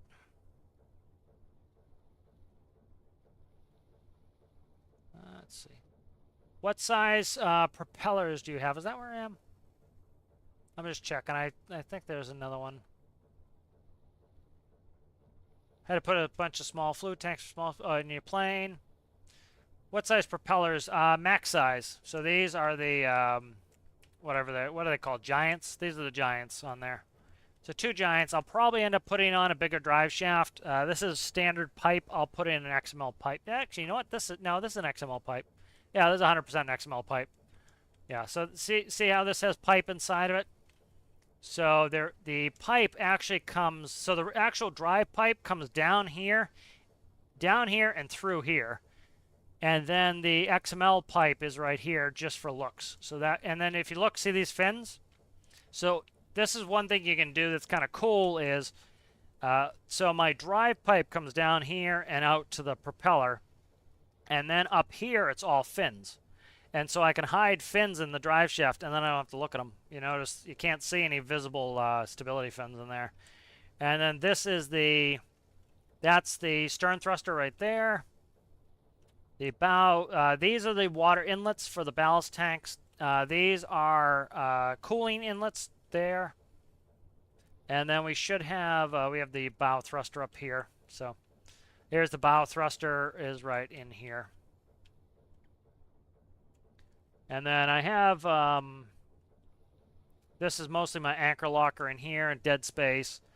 And then I have, you know, IRL, you'd have to be very careful with the anchor lockers. I've talked about this before, how people die by this all the time, where, for example, if the oxygen is eaten up by the rust, you know, it causes iron oxide, so the iron takes the oxygen out of the atmosphere. Somebody goes in the enclosed room, there's no oxygen in there anymore because the iron has used all the oxygen, and then they end up suffocating. So there's actually there's actually going to be a process here. So this is going to be kind of a cool section of the boat. So you come up in here, and these are your anchor lockers. And so what you're going to have to do is, in order to be able to open these doors, and so what I'm going to do is just paint blocks with a painted, like, you know, it's just going to look like a blank room in there with some chain in there. But in these chain lockers, what you have to do is you have to actually go in there, and you would have to pump in oxygen. So you would open the vent valve, and you would pump oxygen in, and that fills the space with oxygen because all the oxygen has been eaten up by the iron in there. And so you wouldn't be able to open this hatch until you did that. So it's just kind of a, you know, there'll be a sign, beware of, I forget what it's called. It's enclosed spaces, but there's a term for it where you want to be careful of those enclosed spaces because any sort of gas that gets trapped in there could suffocate you because there's no oxygen to displace the oxygen. This is hydraulic, simulated hydraulics there. This is all water processing, so this would be, it's fake, but this would be for like cleaning water. These are actually, these work. This is how the firefighting is done right here. And so there is how am I running this? There's an electric motor that runs these. Those are the firefighting system. This is the garage, so this door can be taken off by the crane, and then I can put vehicles down here. These two dents are, I'll show you up top where those dents are. Engine room has its own access hatch that can be moved. So I just did a video, if you guys saw it, I was helping somebody out. They were having issues with their build, and so these are my engines. So, you know, I was saying how they had some pretty enormous engines in there. These are mine. I think they're 8s. 1, 2, 3, 6, 8s. So these are 2 8 3x3s. I don't think I have anything with a 5x5 in them. I run pretty much all 3x3s. I'd rather have a bigger engine at a smaller size than this. I want some headspace in here. This ship is just not big enough for those engines. And so these are the 2 8s that run it. 4 medium batteries is all I use. So this is going to be the engineering panel. Pretty much this and that is all that's filled out. Eventually this will have everything. This will have the ballast system so that you can either control it from the bridge or control ballast down here. Electrical systems and readouts will go upstairs and down here. That's just yet to come. This is the diesel exhaust fluid. It's not hooked up yet, but what happens is DEF is injected into the exhaust system, and it catalyzes the exhaust to break down some of the nasty chemicals. It catalyzes the exhaust and makes it cleaner. And so essentially I just use jet fuel. And so for generally what it does is it just vents it right out into the water. And so you have to put some jet fuel in here, fill these tanks, and then for every, I think it's like 50 liters, you eject 1 liter. And so what it will do is it'll automatically eject that. This is a simulated compressor. I have my tool chest here with some tools and whatnots. This is the engine driven generator here. This is, and we have 2 harbor generators. These harbor generators automatically turn on and off based on the electrical needs. So generally, if we're underway, they won't turn on because these generators are fine for us. And then as soon as we stop, these will automatically kick on. So I kind of talked about, like, if I go up to the Arctic and then go to bed and I send the ship up to the Arctic, it will auto stop when it hits that last waypoint, and then the engines will idle. They don't burn much fuel idling. It's pretty negligible. And then these will automatically turn on and off to generate. So those are my big generators. And then this is simulating the turnbuckles for your rudders. So these actually move with the rudders. I'll have to go up and actuate the rudders. So right now the rudders are midship. So if I go in and I'll read some more chat, but we'll do a little tour here. So autopilot's off, as you can see, AP there. If I turn on, I can't get it on without a marker on there, so it should be off. This will light up if it is. Again, that's not my system, so we'll go ahead. Oops, sorry. In the build. So we'll go ahead and we'll go rudder hard to starboard. All right, rudder's hard to starboard. I'm using wings for the rudders. Some people had asked that question, how do you make bigger rudders, or how do you not have to hide all those fins? Wing segments work as rudders. So these are wing segments. They're just on pivots. They work well as rudders. Just you don't want to go past 45 degrees. Once you go past 45, they do nothing. So 45, just limit them.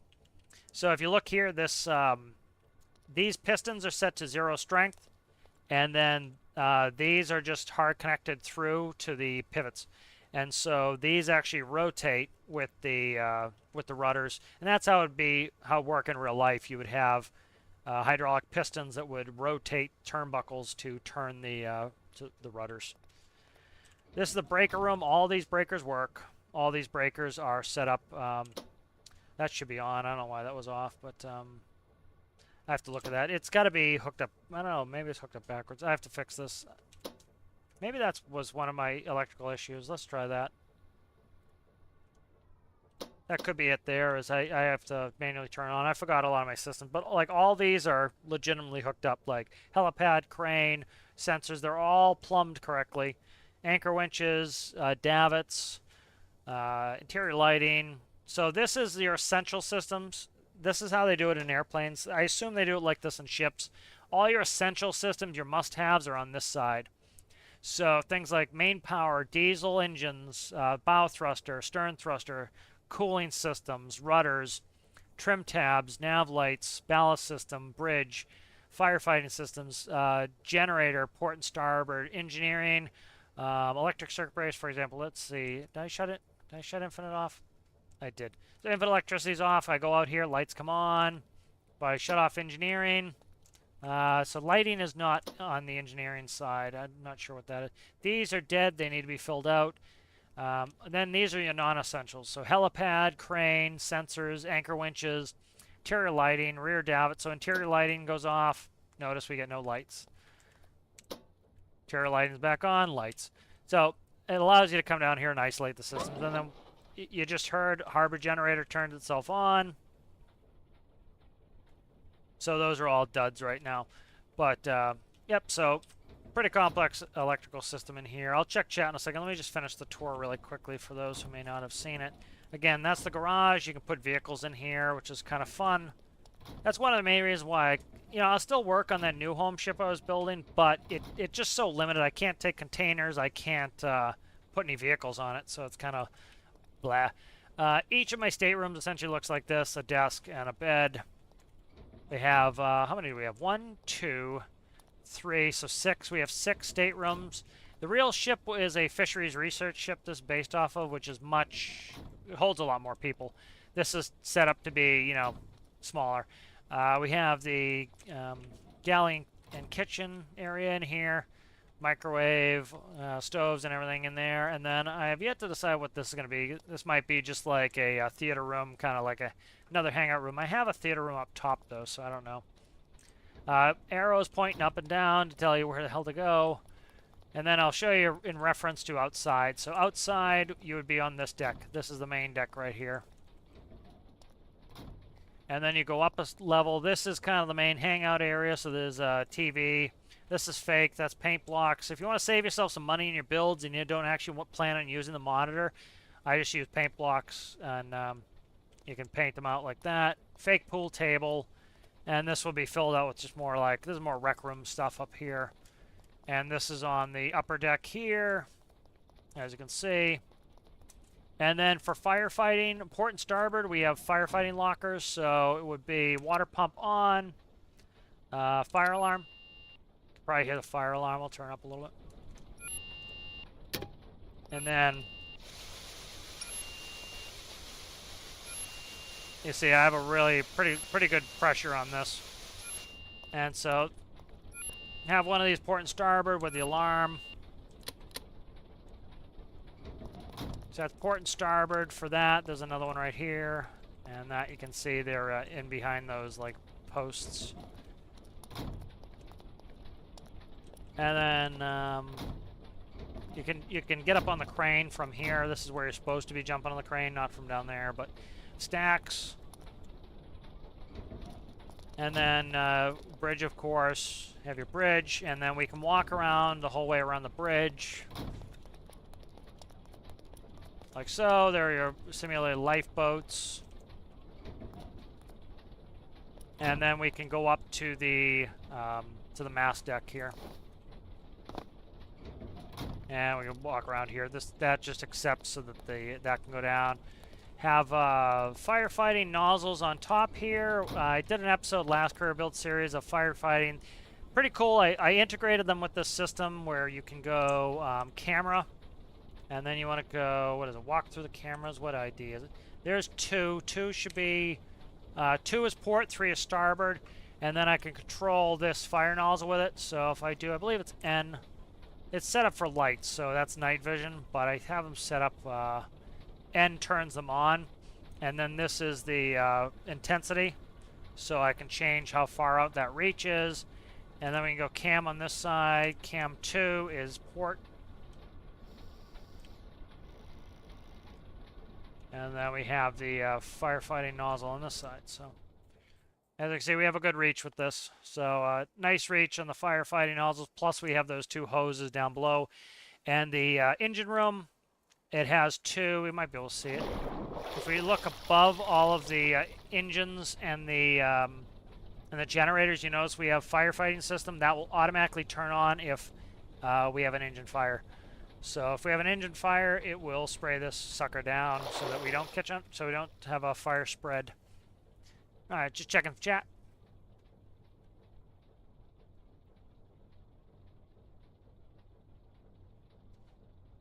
Yep.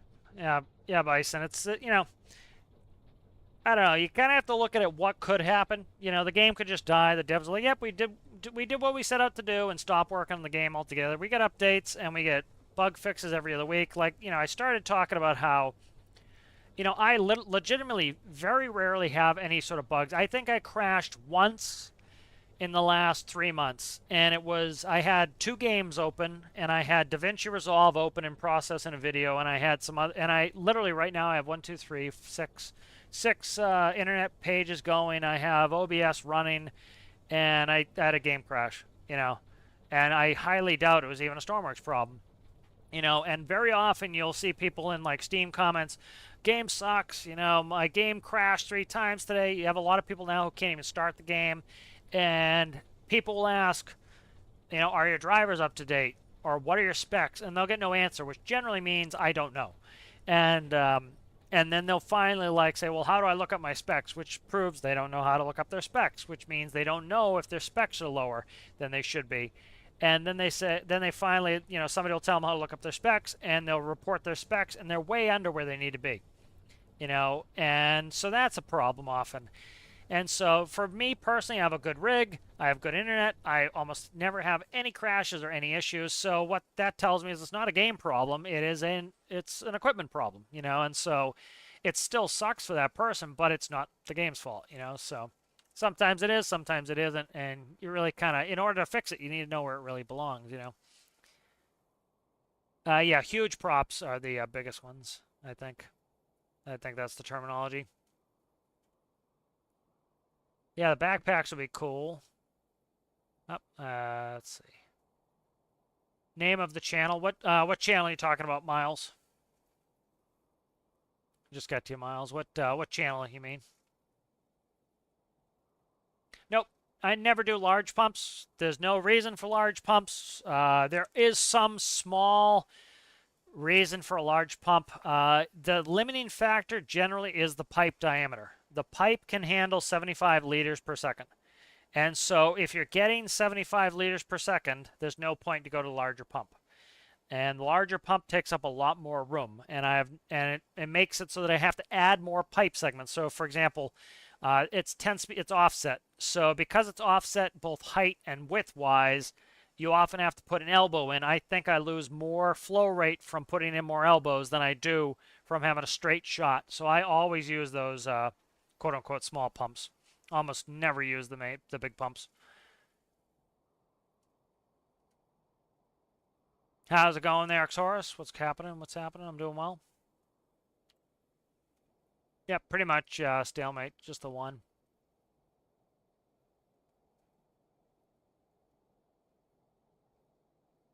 Yep, let me get that website. So Xor is asking about the website for the lights that I use.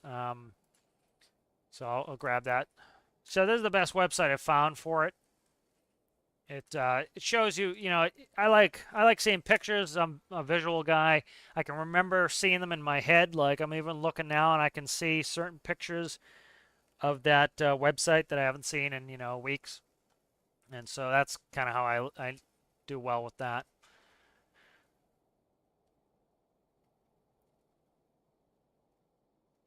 It says, now with the new update, do you think we need to put in ventilation into our creations? We're going to need to ventilate fuel tanks 100%. It would make sense to me if the devs would put an automatic ventilation port in stock tanks. That would make sense to me. I think we're going to have to vent custom tanks, which if you're already making a custom tank, I don't think the vent is all that onerous. I already do that in a bunch of my oil drilling stuff. What I do is I put in a fluid port, I put in a filter, and then I put in another fluid port. It is a little bit longer than I would like. It is it's 4 long. You can bend it, so it's not terrible. But you know, you can get it in a space as short as 4 long to vent it. You're gonna have to vent. If the devs if the devs could do it right, this is what I would recommend: a double-sided fluid port. If they would for custom tanks, for prefab tanks, they should auto vent or just make it. You know, they should auto vent prefabs, frankly, so you don't have to screw with it. Because generally the reason why somebody's using a prefab tank is they cannot fit a custom tank. That's usually why. And so what they should do is take a fluid port that is that's double-sided. So that would be 3 long. You'd have the port itself, plus you need a gap on either side, and have that. And you can say allow through liquid, allow through gas. And so then you could put in this one port, and it would still take up 3 spaces, but that's not. I don't think that's a big pain in the ass. If you're down to that small, use a default tank.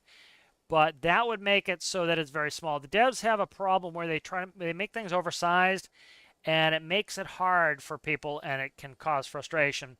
If I were to recommend one thing to the devs is, you know, give us one port size, make it small. So essentially just a double-sided fluid port would be what I would hope and recommend. But we will probably have to vent the tanks. They've actually spoken about that quite a bit. Miles, I'm not sure what you mean by what channel. Just let me know, and I can answer the question. You know, and high altitude, I'm very excited. One of my favorite things that they're doing with the space DLC, from what we saw in the reveal trailer and what with the Q&A, was that we're going to have a loss of or a reduction in density as we gain altitude. So we're going to have density altitude, and the great thing with this is, if you want to be able to run a diesel up at high altitude, you're going to need to supercharge it like you would in real life. That's awesome. Turbines, jet turbines. Jet turbines, that's one of the reasons why, for example, jet aircraft can go up to high 30s, 40,000 feet. Most commercial jet turbines have no problem with that. And part of the reason is they're big compressors. And so they're compressing the air to be able to operate at high altitude. That's why even if we were going for like a 45-minute flight in the airlines, we go up to 30,000 feet, because we want that thin air, has less density, and we want to, and because we need that, we can get that compression, and because the density of the air is lower, we have less drag. It's easier for us to get through the air because the air is thinner, but you need to have something like a supercharged or a turbine to get through it, or a turboprop. So they did talk about that, and I'm really looking forward to that. That's going to be awesome. Yep, yeah, I think 3x3s are great. Some people are putting 3x3s in their truck. I never do that. I think 1x1s work well for that. Again, people do whatever they like, but it was like I saw, you know, like some of professors, like his excavator, which was about the same size as my excavator, he put in a big 3x3. You do not need that type of power for it, you know.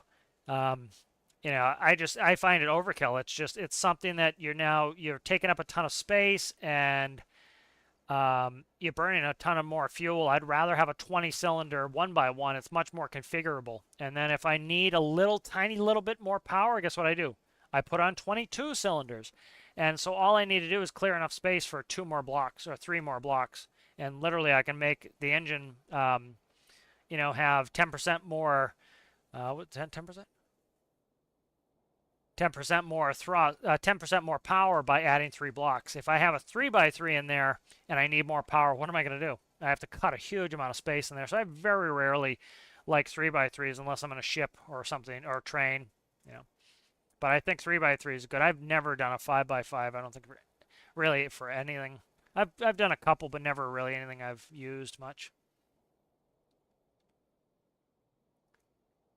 Let me see. The dev talked about NPC using oxygen, and in closed spaces, air would run out. So I'm wondering if air in ships can run out if all the doors are closed. That's interesting. Probably. And I'm not really super opposed to that. As long, I think the oxygen consumption is probably going to be pretty low, And so, for example, let's say the oxygen goes down in Triton. Likely, I'm going to open a door at some point. You see how many times I open, how many doors I have open? And then all you really have to do is, it's actually super simple to fix it, right? So say on a ship like Triton, you would put a fluid port, you would put a filter, and you put another fluid port somewhere in the ship uh, going outside. And then you just set it to gases only, and guess what's going to happen? Is the air is going to pass back and forth through that filter and keep you oxygenated. And as soon as water tries to get in there, the water can't get in there. So I don't think that's going to be too bad of a problem. But it's going to be cool with things like submarines and even airplanes at high altitude. If oxygen decreases, we're going to need to put in PACs, pneumatic air conditioning kits, where you pressurize the airplanes. And you don't necessarily, I don't think, even need to pressurize the airplanes. I don't think they're going that crazy. But for example, what you do is you just be pumping air in. And that's something you do anyways in a high altitude aircraft. You have to do that. You have to pressurize, or you have to be on oxygen masks.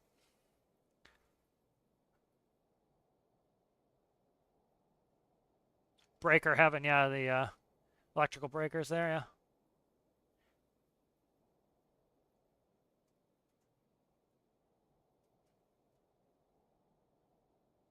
Yeah, yeah, that's kind of how it is in ships there, Vana. Yeah, you have your in ships, no, in airplanes. In airplanes, they'll call it your essentials and your non-essential buses. And so your essential buses will be, again, things like generators, engines, things like that. Things like the lavatory flush, the lights, some interior lights, like cockpit lights, are on the essentials because you need to be able to see something when you need to. And so that seems very simple. That seems like a pretty standard engineering thing to have.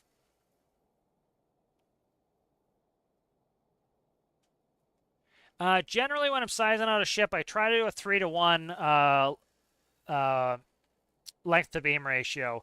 Not always. Triton's a little fatter, and the reason Triton's fatter is the real ship is much bigger. Not that much bigger. I think it's another 20% bigger. And so, in order to kind of, so like if you look at Triton, Triton is it's not a coincidence that, look at the containers. You have the width of a container, which is 11 plus 2, so there's 13 plus another 11. So there is 24 plus 2 more is 26 plus 11. There's 37. So it's 37 wide, and as you can see, it perfectly, plus then railings.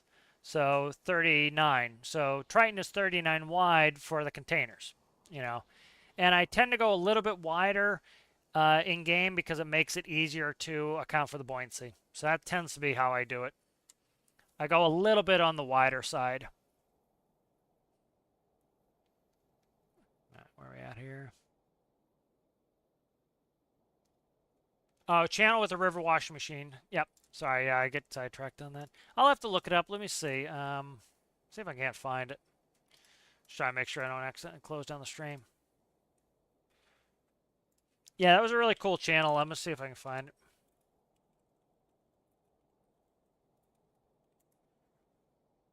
I was subscribed to it.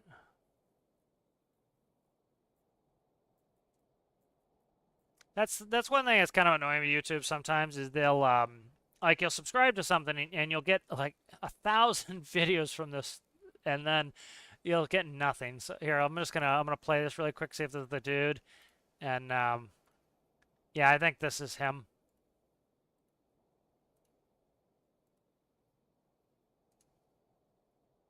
There were a couple people. I was getting suggestions, but this is one guy. I know I've watched this stuff here before. This might be one of the channels. Here, I'll put it in the comments. That's one of them. I'm not sure if that was the only one. I know there was one guy, he built like some wooden washing machine. I'll search for that. River wooden washing machine. Yeah, I know the guy was doing iterative stuff where he was, I think this might be the guy. Yeah, so I sent you the other guy too. Okay, so it's this guy. The second guy is this the guy that had that, kind of thing, is when you get bored or frustrated with something, do something else. So there, try this guy. This is the main guy. I've watched both these guys. Let me just quickly catch up with chat. How to make my smokestacks? I'll get into that in a second. Just appreciate that MCSFS Gamer gifted a sub. So that goes to Riggs. So thank you, MCFS Gamer, and appreciate your Riggs. Thank you. Make sure you thank MCFS Gamer. Let me just check. We'll get back to that. I like to answer those when they come in. Yes, large pumps can help with overcoming pressure. So there, like I said, there are some uses, but generally, like for me personally, when I was doing the cooling here, if you notice the cooling pumps are all smalls. It's like you see how space conscious this is. That's very tight. And so I could put in larges and I could overcome the water pressure and put them down here, or I could add a couple more blocks. You see they go up, what's that, 1, 2, 3, 4 pipes and an elbow, and then I can put them out at waterline. So that's kind of the compromise. Do I want to use a large one, which takes up a lot more space, and I can overcome the water pressure, or do I want to put the smalls and then bring them above? Like in a submarine, I think I use larges in my submarine. I'll bring my submarine up at some point. People have been asking me to work on that friggin' submarine. One of the reasons I'm not working, I was actually interested in working on the submarine again, and now with the pressure update, I'm going to wait, and then I'll probably actually get back into it. Yes, the large pumps are good for large large distances in general. For example, do I have a large on this? So I'm using actually impellers, and the reason I'm using impellers for my exhaust and air is because the look is I want them to look like turbos, and so I actually use those for that. So that and I have more power than I could ever need with these big engines, so I use that. Smokestacks.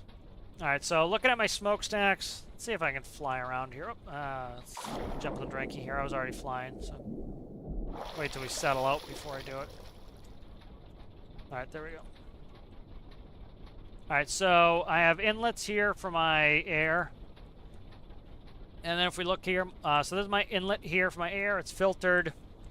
We run all the way down. And then I believe, which one's that? This one here is the back one. So that should be this one. So it comes down and then out. And then it comes along here and it goes into the turbo system. So I have torque instead of exhaust, turning it, and it pumps my exhaust out and it pumps my air in. So just simulated turbo. That's how the air comes in. The exhaust comes out from the generator, and it meets up with the big diesel. As you see, I have a lot of exhaust ports, and then it goes through the turbo to spool it up, through the impeller rather, to spool it up and to accelerate it. Actually, maybe I don't. Okay, so we're taking in exhaust here. Okay, I am. Okay, perfect. So what's happening here is the harbor generator here exhausts directly through this pipe. Then the exhaust from the engine comes up here into the impeller, again, simulating a turbo. It doesn't work as a turbo, but this here is a torque right here. That's torque. It comes up, it runs air in, and it pushes exhaust out. Exhaust then comes here, and it meets up with the harbor gen. It's then powered out, and it pushes out, and it comes all the way up, and then it goes up to stack, and then it's pumped. It goes into a pump, and then what is that? Okay, this is diesel. That's diesel, so that isn't pumped there. Comes all the way to the top. It has a final pump. And then if we look in here, this goes... Where does it go? So the exhaust goes to... so the exhaust goes into the pivot. There's a fluid pivot here. And the fluid pivot takes the exhaust and it goes through here and into this exhaust here that splits. And then these are faked. So these are faked, and then these are actually pumping exhaust, and so it looks like the main pipes are producing exhaust. So that's how the exhaust is done.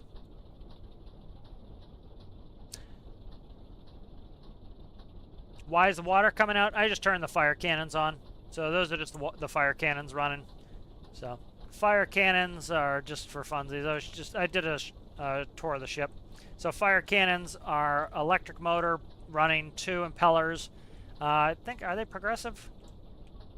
They might be progressive pumps. I can't remember how I have these set up.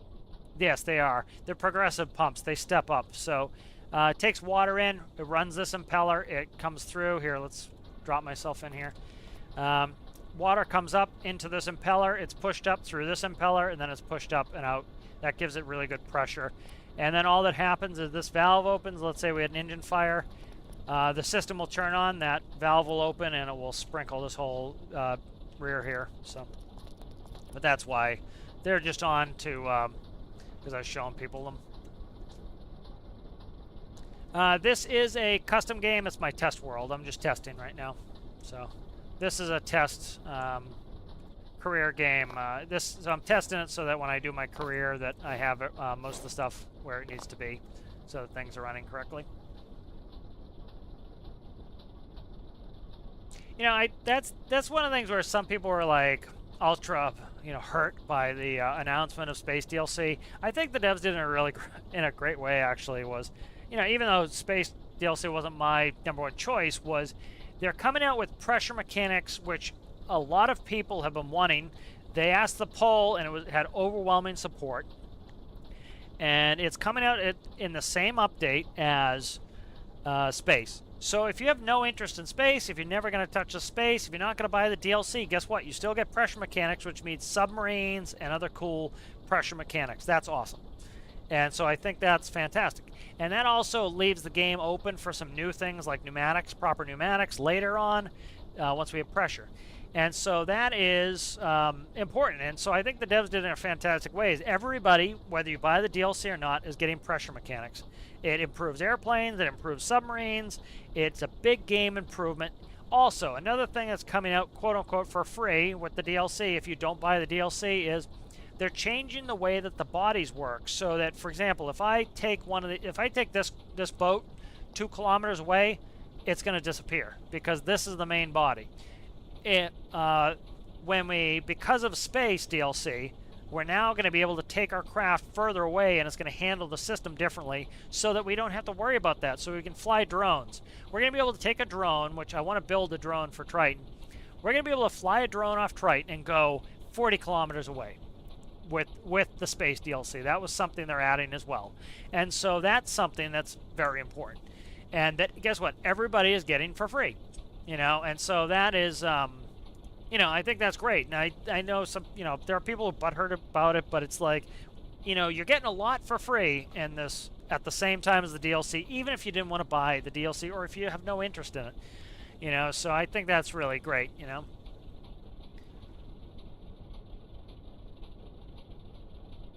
Thanks again, MCSFS Gamer. And Riggs, make sure you thank MCFS if you have not. I always miss the first S too. I say MCFS Gamer. It's MCSFS. No, the SFS. The SFS I get tongue-tied on. Yep, yeah, the second channel, I really like that channel. He had some good stuff. I wouldn't say we're friends. We just he pops in my chat every once in a while when I'm live streaming. I see his shorts. So we're friendly, but we don't do anything together or anything. Yep, but I like Neo's content, and I enjoy when he stops by to say hello. Yep, I like the diesel furnaces. I'm not a huge fan of the noise of them. That's one of the reasons why I gave up on Steam. Steam only requirement for the landing craft. I wanted people to be able to build how they wanted as well. I don't like to make it super ultra restrictive. Like, I like to take people out of the comfort zone. For example, I don't like the standard stock engines for a number of reasons. I think the modulars are much better in almost every way. And so some people will never touch those because, oh, they're too hard. And then I've had challenges where I make people do modular engines, and they learn modular engines and they never look back. And so sometimes I like to do that, but I didn't like the noise. I hate the noise of the diesel furnace, so that's one of the reasons I made it. So if you wanted to build the Challenge Foxtrot of Steam, you could, but you don't have to. Is like the noise would annoy me, and I would not like. I didn't finish that landing craft. I probably will at some point. I do want a landing craft, but you know, I wouldn't want to listen to that noise all the time. You know, and I couldn't set up my engine room the way I wanted it with Steam. So.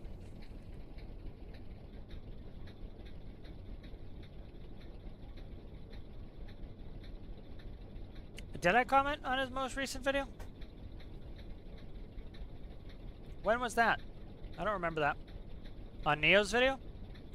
Up our Dark Synth Wave stopped. That was only an hour-long playlist. I'll restart it. Is that for... did I comment Ocean Liner? Yep, I will. Just, yeah, I've been meaning to send you a... send me a DM if you haven't already. And I'll do that.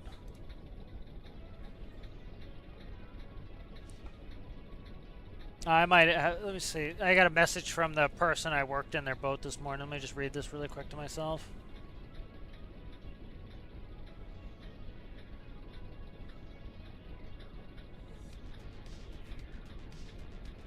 Okay, he's figuring it out. So yeah, he was just, you know, I had a recommendation on that help video today to reduce the size of the engine. That, you know, it's just overkill and it's having problems. But then I think he's figuring it out. So, let me check. How does the crane work? We'll go over the crane in a second again. Yep. Yep. Just send me a DM on that FS Gamer.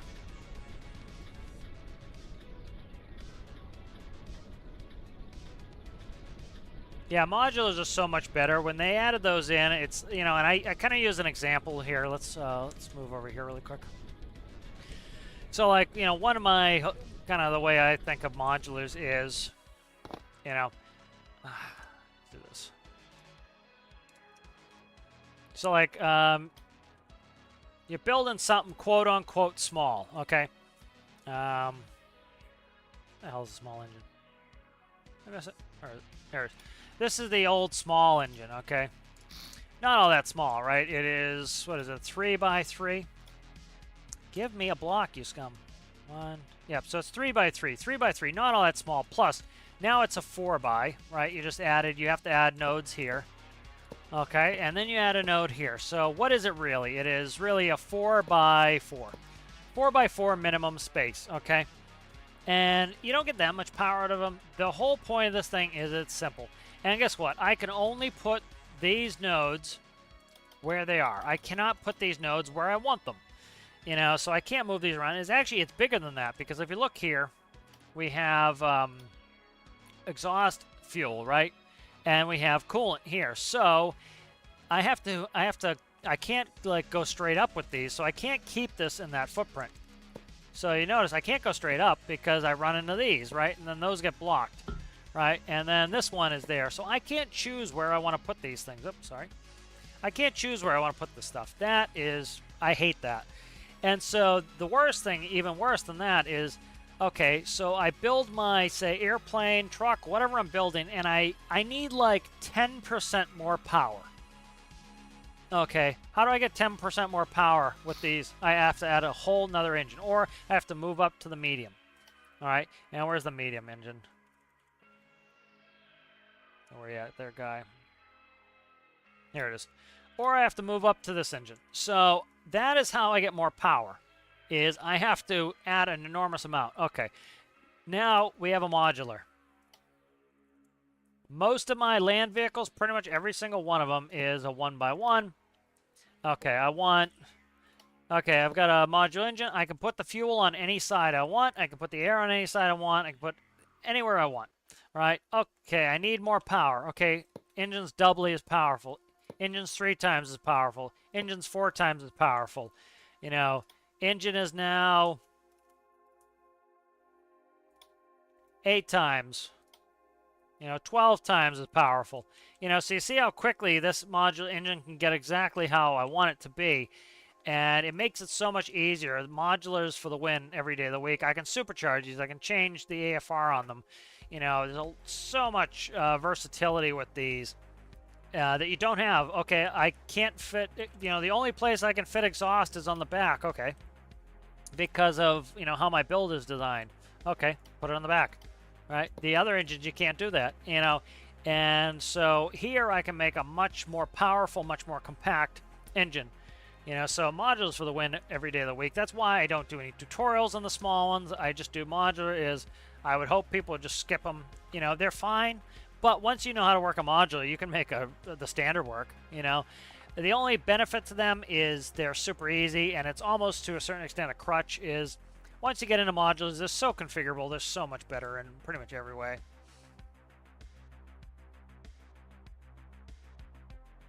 Yeah, you know, a lot of that stuff, it's like, you know, give us a volume slider for things. You know, I think they should embrace the fact that, you know what, people want to build some fantasy builds. Let's say you want to build a fantasy airship and you're going to use ducted fans, and you don't want to hear the ducted fan all day long. Well, guess what you do?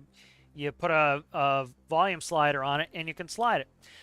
For propellers, you know, let me control the volume slider and the propellers. Maybe I want to hear the engine propellers more than I want to hear the engine itself, or maybe I want to hear the engine more than I hear the propeller. For example, I use these on almost all of my airplanes. I use rotor lights, and the reason is the pitch component. That's actually not the only reason. So here's rotor lights, okay? So I can go up and down. I can change the size of them, all right? And I can also, I have pitch and roll. So for example, if I'm doing a seaplane, I can hook up a pitch correction. So for example, and you can do this with a regular airplane too. So let's say center of gravity. So, you know, if you watch my airplane tutorial, I talk about this, but so battle cannon pieces are your most efficient weight block. All right, so center of gravity is way below the center of thrust. Center of thrust is right here, back of the engine. All right, center of thrust is green. Center of thrust is green. The center of gravity is pink.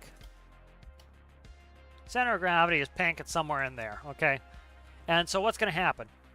You're pushing here. It's going to try to push the propeller down. It's going to pivot. So this is your pivot point. It's like you put a pivot right there. It's going to tip forward. So what do?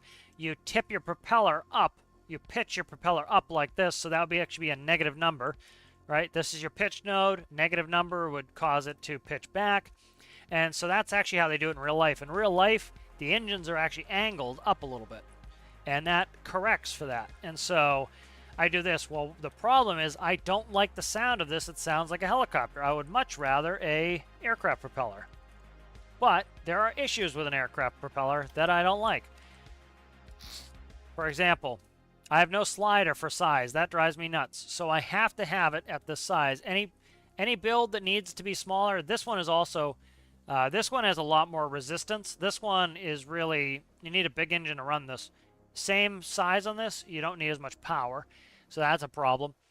But I like the sound of this one much better for my airplanes. And so what would be nice is if there was another block in here. If we look at the sound block, put the sound block in here. This is one thing I think the devs should do is go in here. And in here, you should have sound type on the propeller. So you click on the propeller, up pops that menu, sound type. You go, okay, I want a World War I biplane. I want a World War II fighter. I want a World War II bomber. I want a, you know, a turboprop. I want this. I want that. I want this. I want that. I want this. Okay. I can control the volume of it. I can control the pitch of it. I can do the preview. Add this to every one of these objects. You know, people are getting super annoyed for a while there about the... try to get it in here. Gonna annoy me. It doesn't want to do it past this prop. But people were getting super annoyed with the water props. They were making a ton of noise, and they're just like, the devs didn't do a good job of balancing. I even went in there and was trying to change the sound files myself. Like, they were too loud, and so you couldn't hear the engine over the propeller noise, which was absurd. So what should they do? Again, same thing. You click on the propeller, and it comes up, and it says you have, like, say, 5, 10 different types of propeller noises you want, and you can change the volume. You change the pitch. You can make it sound precisely how you want it. And guess what? You want to do a fantasy build where you have some hidden propellers somewhere that actually moves it, but it's like supposed to be a grav drive. Well, what do you do? Drag the volume to 0. You know, and so that would be something I think the devs could do to embrace people's creativity. And if, you know, if for some person they want to hear the engine more than the props, they can, vice versa. Same thing with engines. I think you should come in here and you should be able to click on one of the nodes on the modular engine and say, okay, I want it to sound like a single cylinder motorcycle, a thumper. I want to have it sound like a double. I want to have it sound like a triple, a quad, you know. I want to sound like a flat 6. I want to sound like a small diesel, a big diesel, a diesel train, a diesel ship. And then again, pitch volume controls. And that way you can make things sound any way you want it. And I don't think it's all that much programming in there. It's just sound files. They already have it here, right? They have all these different sound files, and we can manually change the volume and pitch. So we already have the technology. All we have to do is they have to add that functionality to the different stock sounds for engines and that. So I think that would be fantastic. Same thing with the diesel furnaces.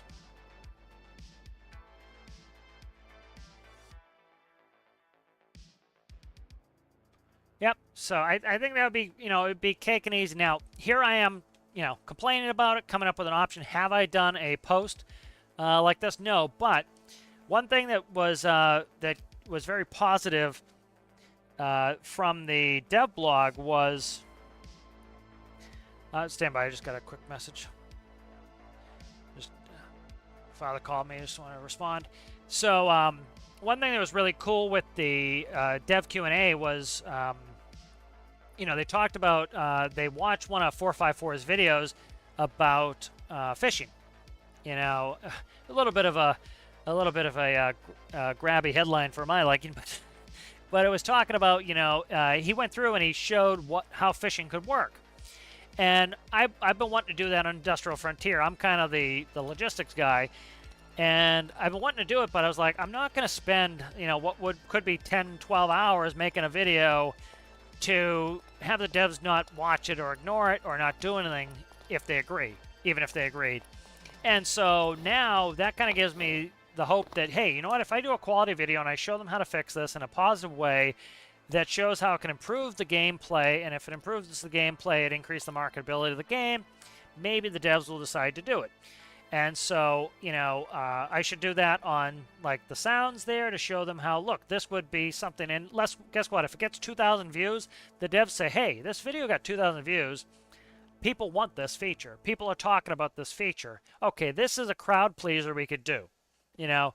And if there's a video that gets 5 views and nobody seems interested in it, the devs know, okay, that's not something that's really on people's mind, you know. And so that's kind of... you know, so I should probably do a video or something like that on that. You know, that would be kind of cool. Like, subscribe, share, blah, blah, blah. Yeah. I don't think I've ever said it. I think I've said it, and I don't think do I ever ask? I very rarely do. I'm not a huge... I don't tend to do it myself, but I certainly appreciate when others advocate for that. Let's see. Somebody's on my channel here. Okay. I'm just quickly checking something here. Okay. Yeah, so let's see what I want to do here.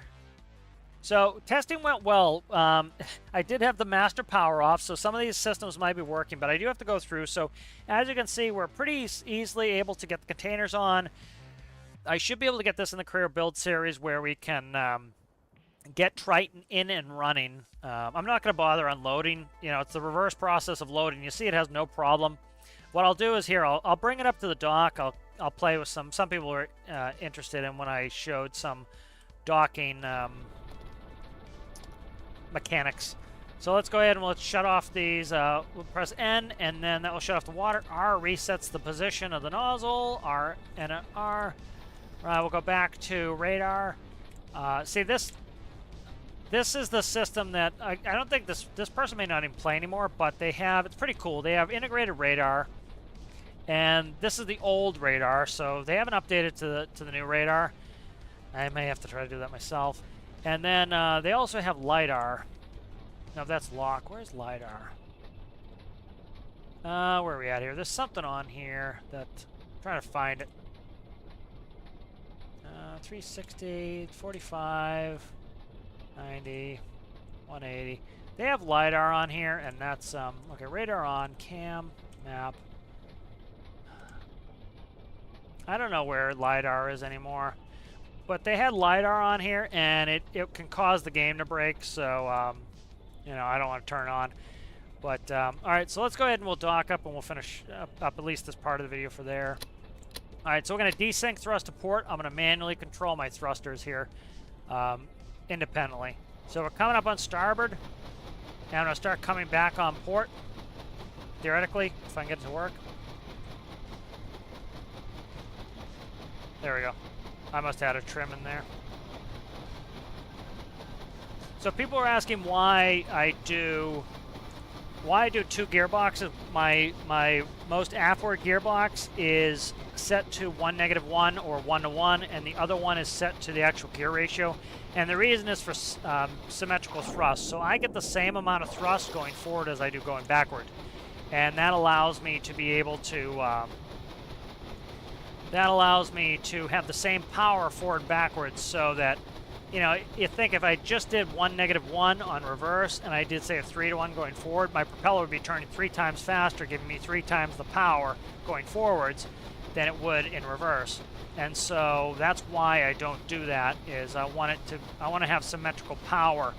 And so doing it that way, I have a 3-1 going forward, I have a 3-1 going backwards, whatever the ratio may be. And that way I get symmetrical force, essentially. So I still want to come more towards port, so I'm going to leave starboard up, and I'm just going to keep port idled. So it's kind of a wonky angle. If I want to increase the rotation, I'm going to use some rudder. I have no rudder in right now. Now I have rudder in, full rudder. All right, we're going to go rudder amidship. All right, I'm going to continue to let my starboard push me a little bit towards port. Now I want to start rotating. So stern thruster is going full to port. I just want the stern to turn. So the starboard is pushing us forward and to the left, and the stern thruster is also pushing us to the left. So this is keeping us going left diagonally, and I have no rudder input in, as you can see. All right, so now I'm starting to get ready for my turn. So what I want to do, I want to zero out this. I want to start coming back on starboard. And I'm going to start coming in on bow thruster. All right, and I want to start coming up on port. Oh, I'm pressing the wrong keys. That would be why it's not working. That's pressing Q instead of up. And so we're going to watch this rock here. And so because of that rock, I'm going to zero out my port, and I'm going to start pulling on my starboard thruster. My starboard thruster is coming backward. All right, good. All right, and now we're going to start coming back on port. All right, now port's coming back forward. We're clear of that. We're clearing the rock presently. This doesn't need to be quite as much reverse. Little bit, I'm a little bit aggressive here. IRL, of course, the ship has more momentum, so it's not going to turn as easily. So stern thrusters coming in, bow thrusters coming opposite for a rotation. I'm going to bring starboard back. I'm trying not to hit the rock. IRL, of course, I'd have a lot more momentum. It would be, you know, the ship wouldn't instantly stop or change direction. So I want the center of the ship essentially in line with my parking spot right there. All right, now I want more turn, so I'm going to increase port, and I'm going to add a little bit of rudder to starboard. Not too much because the game has no momentum. That's fine. As soon as I kicked the port up, it was really wanting to push me forward into the rock. I'm trying to go slow like I'm actually, you know, in a real ship. All right, so now what we're going to do is zero out the stern thruster. I don't want my stern coming in anymore. All right, we're going to come back on starboard. Right, now we're going to go ahead and I'm going to keep my bow thruster in, pushing me to the south. Stern thruster comes in full to the south. We just have our starboard in. The port should be stopped, as you can see. And you notice my rudder's in. It's trying to pull the ass back towards the north. All right, we're going to zero out the stern thruster. All right, we're starting to rotate. I'm going to zero out my thrust. Thrusters are gone. Now we're going to come up together. All right. All right, now starboard is immediately coming down because I want to push to the right. I want to push to starboard. So we're going to use port, and I need to move that rudder. The rudder is sticking for a moment here. There we go. I got the rudder moving now. There we go. Rudder's moving. Now it's helping us. I was trying to not have the rudder out.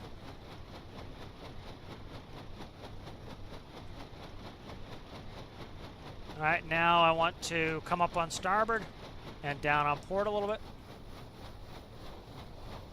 And then I should have a camera here. I think I use this camera. Did I put another camera out there? I can't even recall. I don't think I did. I meant to put one on there. All right, so we need to bring just the bow in, so we can do it two ways. One, come down on port. That will push the starboard. It's going to rotate us around. But what it's going to do is it's going to push the stern out. See, it's pushing the bow in, but the stern out. So what we do is counter with a little bit of stern thruster.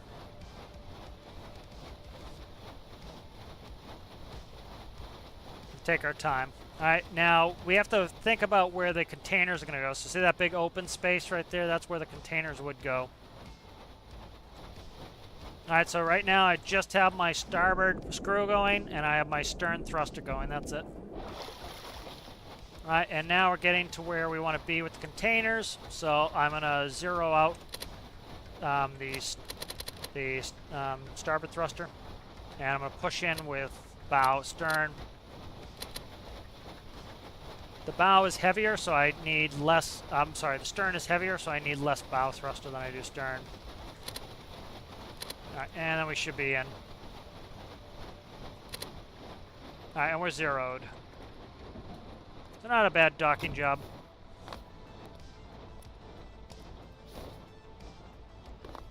And that should be serviceable, so. See the rock that we were looking at. That rock was troubling me because, again, IRL, I'd be able to thrust up pretty heavily, and the boat would not take off like a rocket ship. But in game, it doesn't have much momentum, so I don't think I hit it. But you can see how I was getting close to it, so I had to be careful of that. So. But it's more fun this way for me, at least, to have like asymmetrical thrust and thrusters that I have to worry about, and it makes it so that docking is, you have to kind of think about how the ship's going to move. It's much more interesting to me than just having both of them move at the same time. All right, thanks. Make sure I see. I don't see your DM, so. Send me a fresh DM. I don't see it.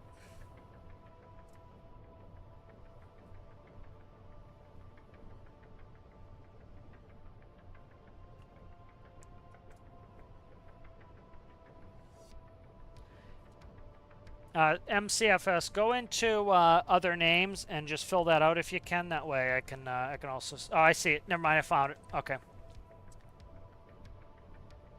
Okay, I've got you. Okay, I see you.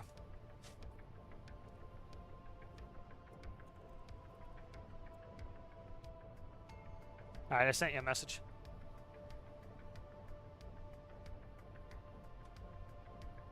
I'm just catching up on chat here.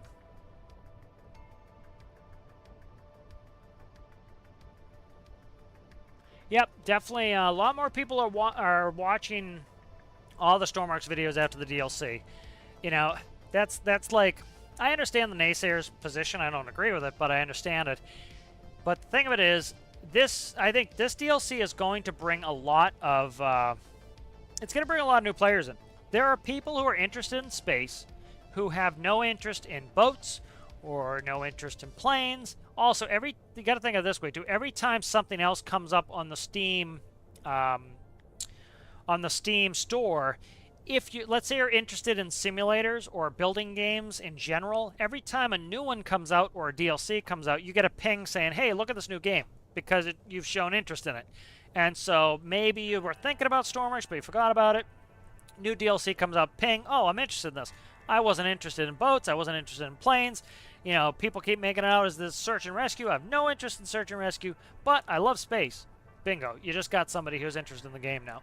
And, you know, I talked about it before. You know, there was somebody, I responded to a comment on Steam, and they said, the #1 priority should be bugs. And I go, no, the #1 priority should be being a profitable business, because no bugs get fixed if they go out of business. You know, no bugs get fixed if they have to move on to a different game because this game is no longer financially sustainable. They're a business, and the #1 thing for a business is to turn a profit. And so I think the DLC is going to be is the DLC, in my opinion, going to be worth $10? Yes. That's really, you know, people will get upset that, oh, I played 1,000 hours in this DLC and I didn't think it was worth it. I should never have bought it. You played 1,000 hours. You got 1,000 hours of entertainment. Whether every minute of it was gripping, great entertainment or not, you played 1,000 hours of a game for $10. You got your money's worth, you know, and that's kind of and that's kind of my whole thing. It's like, dude, you know, it's $10. It's not a lot. I understand. And guess what? If you don't want it, you don't have to buy it. That's the thing with the DLC is, you know, people, oh, they shouldn't have done a DLC. They should have just fixed bugs. They can't just fix bugs. If the game was, if they could come out and completely make the game bug-free, they might get some more players. But guess what? None of us are giving them more money because we've already spent our money on the game. You know, the only time we spend money again is when we get new DLCs to spend money on. The new player, you might attract some new players, but are you going to take in 100,000 new players because the game has no bugs? No. Are you going to take in 100,000 new players if you get a new DLC that interests a whole new genre of people? You know, there have been a bunch of people complaining that, oh, the game is supposed to be search and rescue. The game is loosely themed search and rescue. What is this game at its heart, in my opinion, is it is a building game. It is the most fantastic building game that I've ever played, that I've ever seen in my life.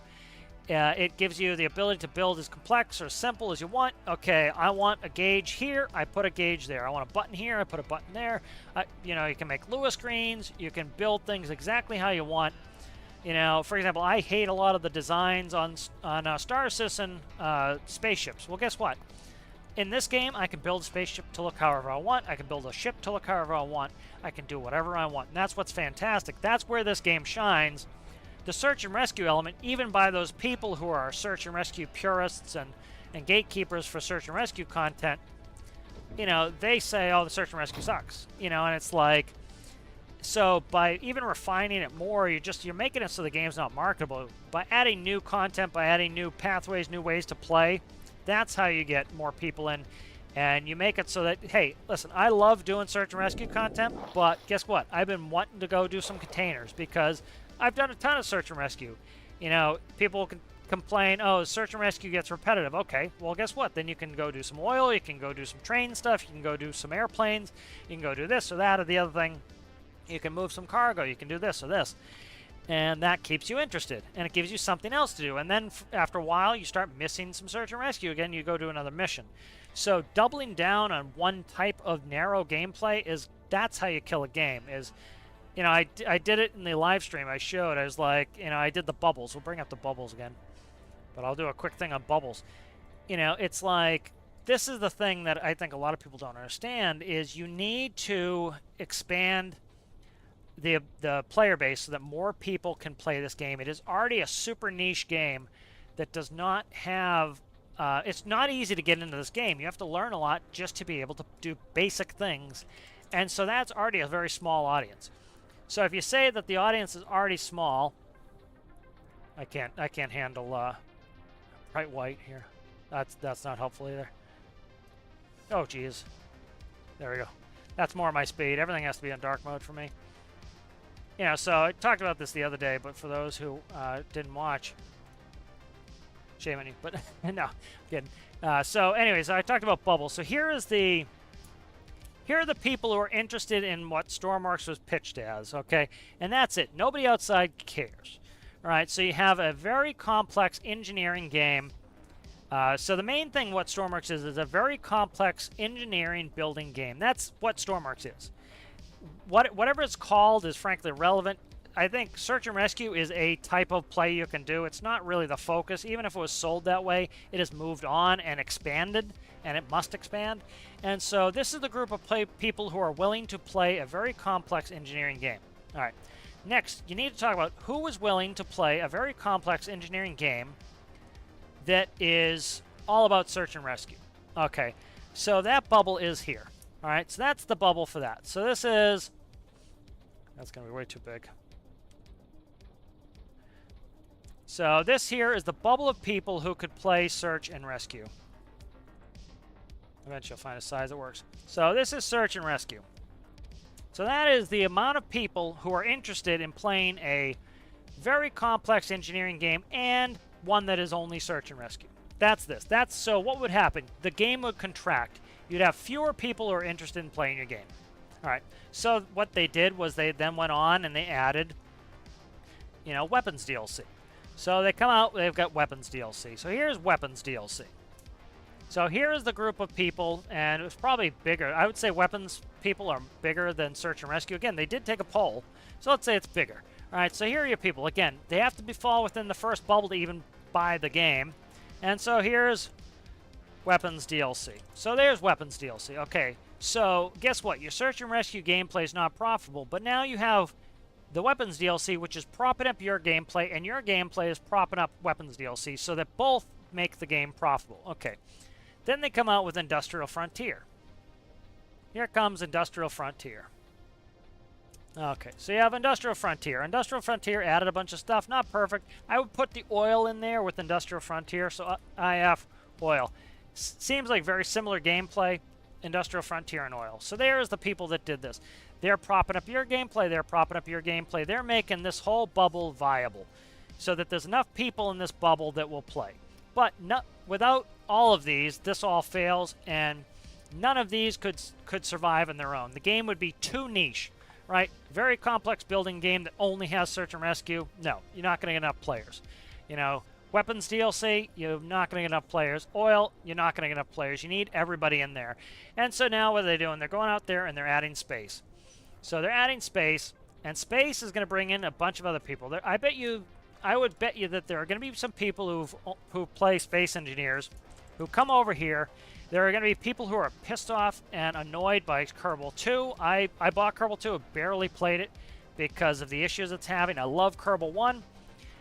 So you're going to get a bunch of people who are going to be interested in this game, who had no interest in this except when space came in, who had no interest in this unless the search and rescue. And so the space people, their money, their new revenue is going to support your search and rescue gameplay, your oil, your weapons DLC. And this is going to support all these, and this makes it viable. They have to fill this circle with people or else the game fails. And so whatever, let's say the next one is farming. They come out with farming. All right, farming. Now you have farming game, right? You have some people who love... You have people who love Farming Simulator, but guess what? They've always wanted to build their own thing, and they don't have to mod it. They don't have to learn Blender and all these other things. So they love it. They can build a tractor. They can do this, okay? And then finally we get fishing. All right, so you get fishing in here. And this is how you make a profitable product, right? You come in here and you go, here's fishing. All right, there's fishing. So fishing comes in here. That adds to it. Then you have sales. All right, so we get sales, and all these bubbles support the other bubbles. And when the big red bubble is filled, we know, guess what? The game is now sustainable. So this is sales. All right, and this is how you keep this game alive. This game would fail, this game would fail, this one would fail, this one would fail, this one would fail, fail. But they all survive because you get enough people playing that overall this big red bubble, because what's the big red bubble cost? Big red bubble costs a certain amount of money, right? Amount of money. That's what this big red bubble costs. And this is only giving you 10% of the money you need. This is giving you 20%. This is giving you 5%. This is giving you 2%. This is giving you 2%. This is giving you, what's that? I don't know, 5%. This is giving you 15%, whatever it is. And now adding them all together, you now have over 100. Guess what? You're now making a profit and you can survive. And that's kind of my little analogy for this, is you need all these different types of gameplay. They need to expand. They need to bring new people in. And, without DLC, the game would die because guess what? I've got 5,000 hours in the game. I, you know, if they don't have a DLC, how am I giving more money to the game? Am I just donating it to them? No. Nobody's going to do that, right? But a new product comes out, a new DLC that I want to buy once a year, which is not unreasonable for 10 bucks. Yeah, I'm going to buy space. You know, I barely play weapons DLC. I'm happy that I spent the money on it. I got my money's worth out of it. 10 bucks. You know, did I get more enjoyment out of weapons DLC than I did some lunch that I can't remember that I had 3 years ago? Yup. So that's kind of my whole little thing on, you know, people poo-pooing on other people's fun and why I don't do it. Is these other people, the people who bought weapons DLC, keep the game alive for me. And so even though I don't play it very much, I'm glad they're there. And Search and Rescue, I love Search and Rescue gameplay. And I love the people who only love Search and Rescue gameplay, because guess what? They support my gameplay. You know, I play probably a lot more Industrial Frontier than a lot of people, and these other things keep that alive as well. And so that's important. I don't understand this, you know, animosity I won't say a lot of people, that certain people who have been talking about recently. I'll try not to rant too much. So let's I'll check up some of this. Thanks, Gamer, FS Gamer. Yep, I think, and the devs have a great split on this, man. I talked about it earlier, was every single person, whether you buy this new DLC or not, is getting the new pressurization mechanic, which is going to make submarines much cooler and better, going to make airplanes much cooler and better. And I think a lot of people forget that this is an engineering game at heart. And so if you don't like engineering and building, that's fine, but you don't like the main thing that the game is about. And so, for example, you want to just download things from the workshop, that's perfectly fine. There's a lot of people that do that. But, you know, you're going to miss out for a little bit when, as people have to rebuild their craft or build new craft that use the new mechanics. But for a lot of us, when we get a new part, I want to use the new part. You know, when we get a new mechanic, I want to use the new mechanic. I want to do things like have diving bells that I have to put pressurized air in. I want to have to build submarines. Like, I haven't been interested in a submarine. Now I am, because I have to actually go into the submarine, and I have to, you know, I can do ballast tanks that blow out ballast. I have to worry about setting up my space station so that they don't leak air, that they have proper airlocks that suck out the air so I don't lose oxygen in the atmosphere and then have to, you know, ship new oxygen up to my space station. That's super cool to me.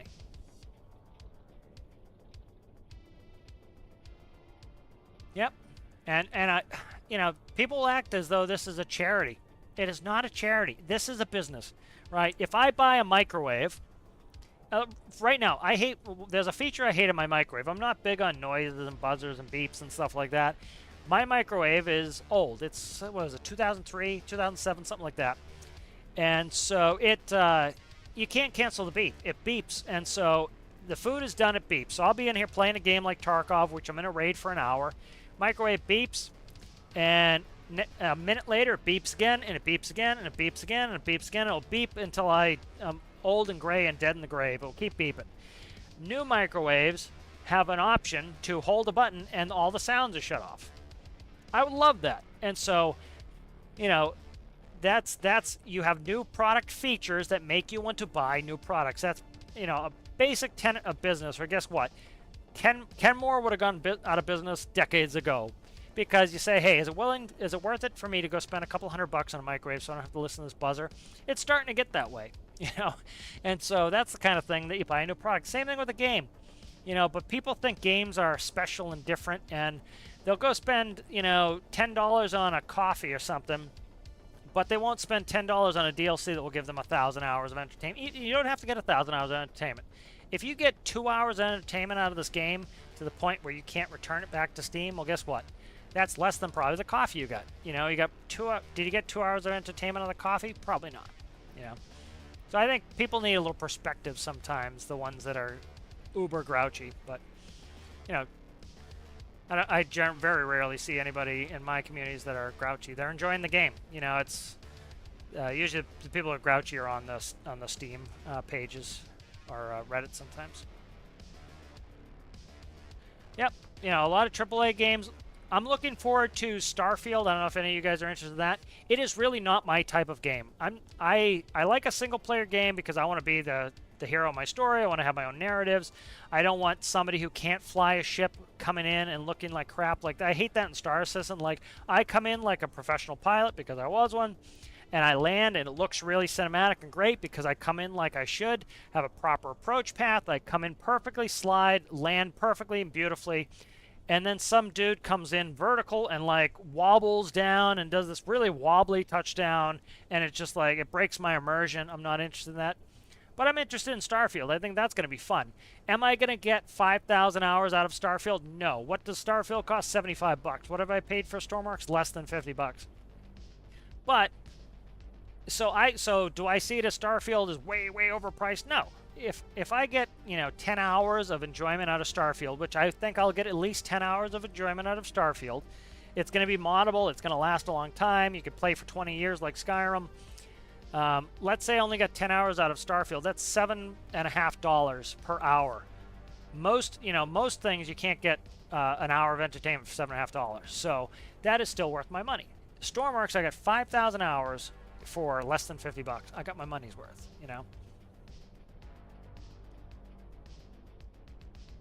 Yep. And again, that's the great thing. A lot of people are complaining about it being a DLC. It's a double-edged sword.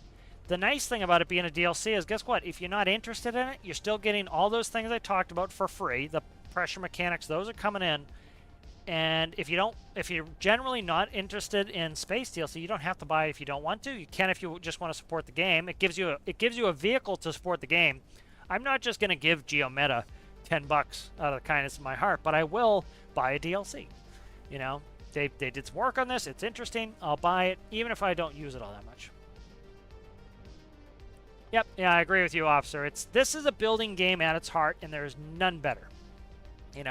And that's where their treasure is. That's their gold nugget. Search and rescue is not their gold nugget. The same people who are often the search and rescue purists are often the ones that say, oh, it sucks, it's basic, the NPCs are mannequins, the missions are repetitive.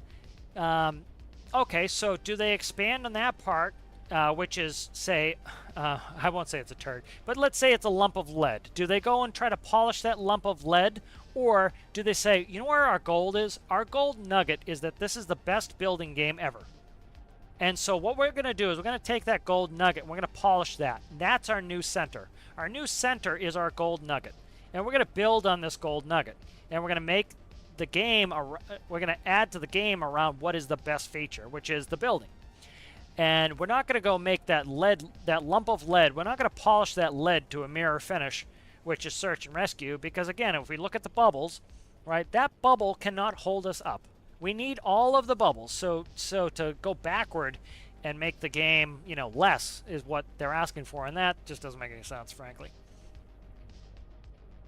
Yep, exactly. Fixing bugs doesn't make money, and I love the comments. I try to stay out of them. Citrus knows I struggle staying the hell out of comments. I always get a message from Citrus like, I saw you in the Steam discussions again. But here, let's go on here.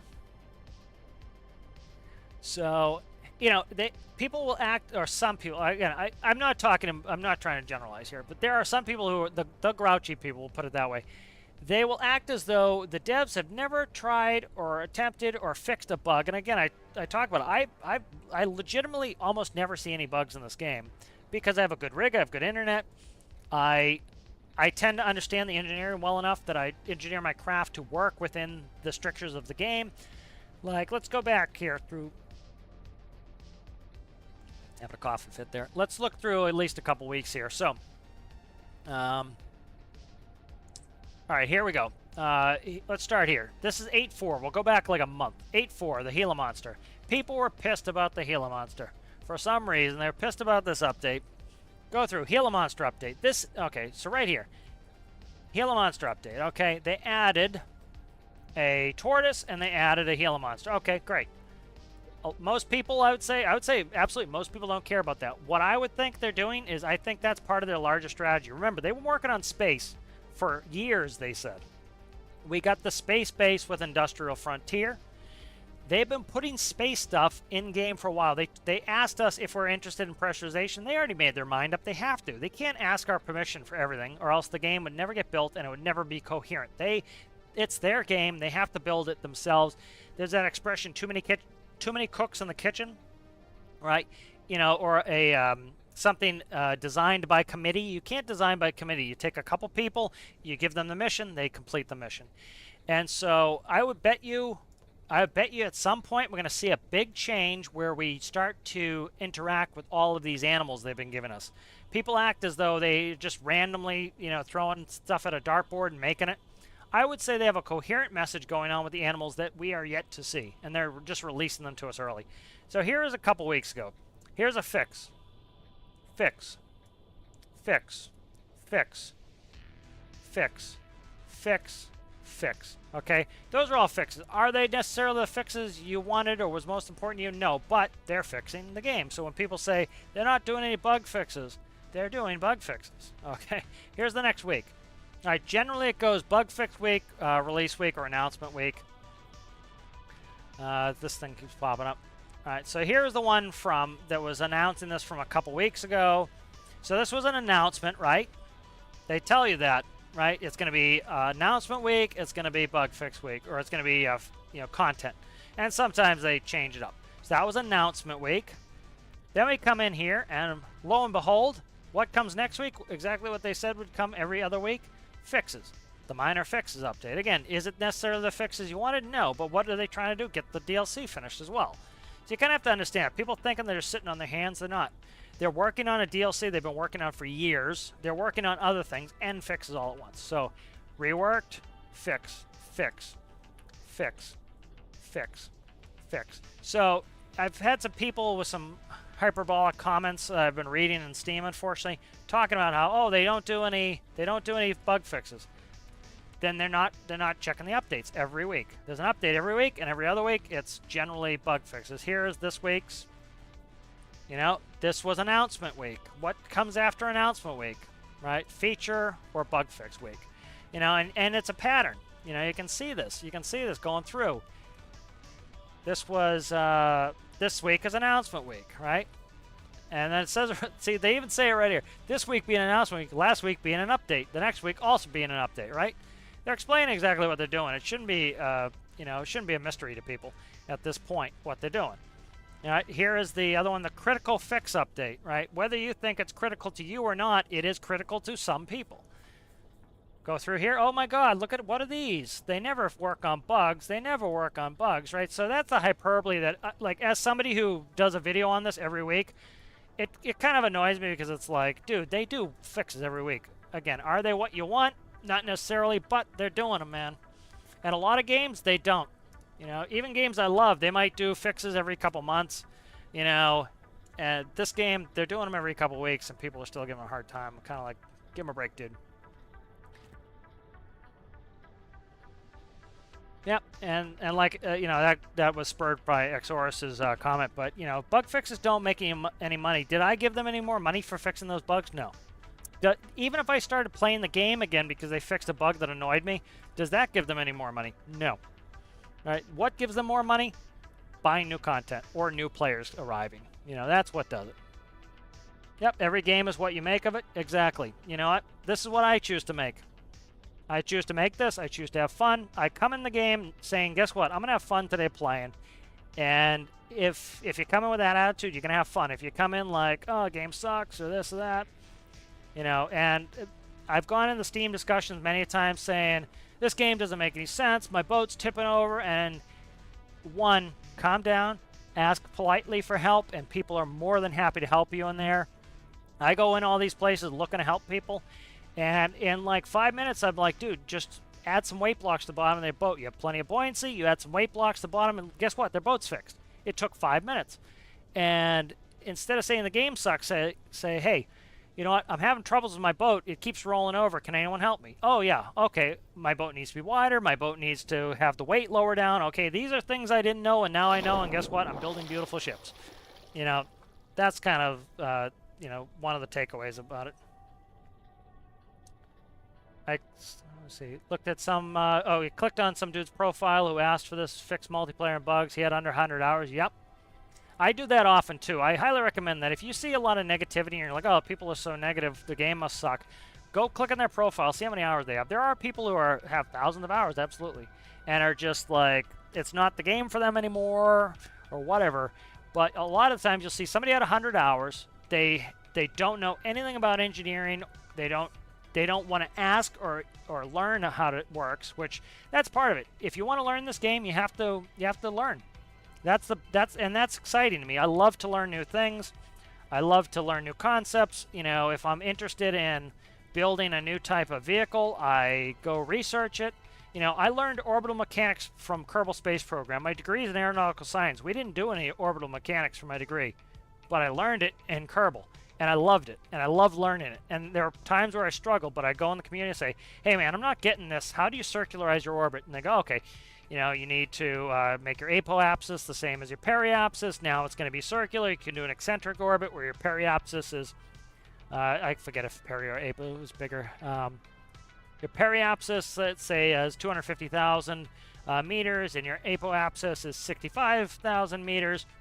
And they say, hey, my orbit keeps decreasing. Why does my orbit keep decreasing? Oh, well, because you're too low. One side of your orbit is only at 55,000. So when you go out to your periapsis, you know, you need to burn forward, and on your prograde, and you need to increase the other side so it's greater than 60, and you'll have a stable orbit.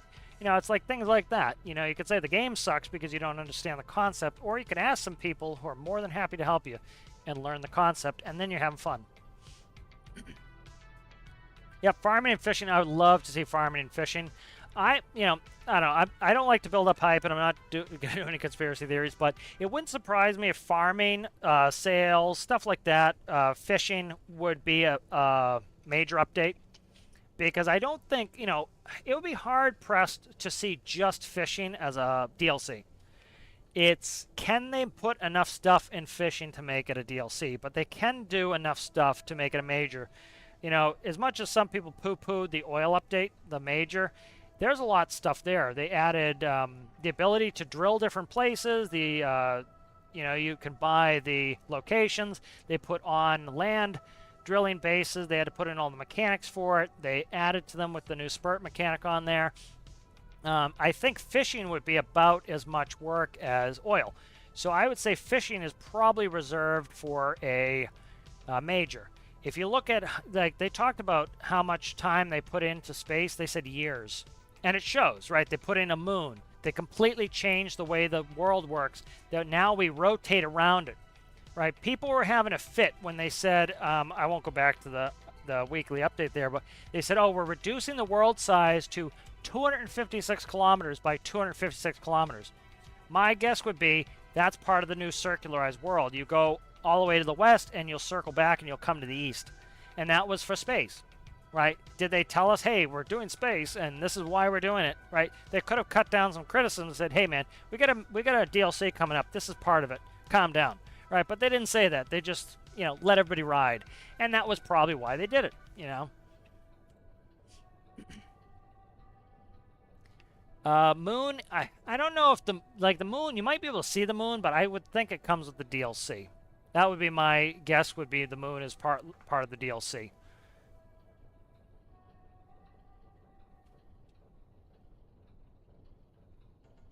I'm trying to catch you back up to I missed some, so I don't want to go too far. Yep, yeah, I think fishing again will be a major, not a DLC.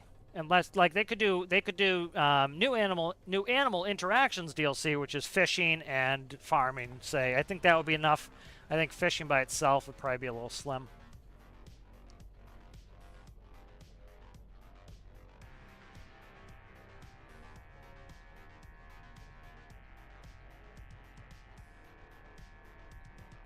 Yeah, that doesn't, you know, that kind of makes sense to me too. That the DLCs will use up more memory or whatever, more space than the main game. You know, you think of it, how big is the foundation of a building, right? Even let's say it's in New York with some reasonable bedrock. Maybe it's 10 stories down for a foundation, then you have a 100-story building on top of it. The foundation can be small, and it just runs the show, and then you put on the layers on top. I don't know if that's a good analogy or not.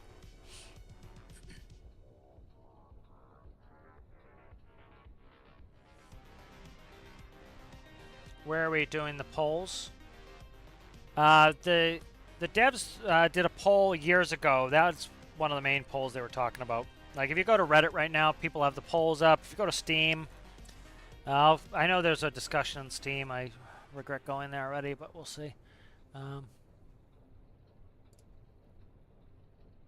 right, here it is. All the DLCs were done by a poll. Found the poll. All right, so here's the poll. So this poll was done, I think this was before my time. This was October 23rd, 2020. So we're coming up on 3 years ago. Here's the poll. Here's the result of the polls. All right, so people, nuclear reactors was number 1, weapons, sales, natural disasters, ships, planes, helicopters, decorative vehicle buildings, Arctic ice breaking, space, steam engines. So when people say nobody wanted space, yeah, that's not true. Compressed air, fishing, runway lights, decorative components, FLIR thermal cameras, Stormworks, component modding, no weapons, pathfinding API, Kraken, and bug fixes. All right, so a lot of people have been bringing this up because if we look at this, we have nuclear reactors, we have weapons.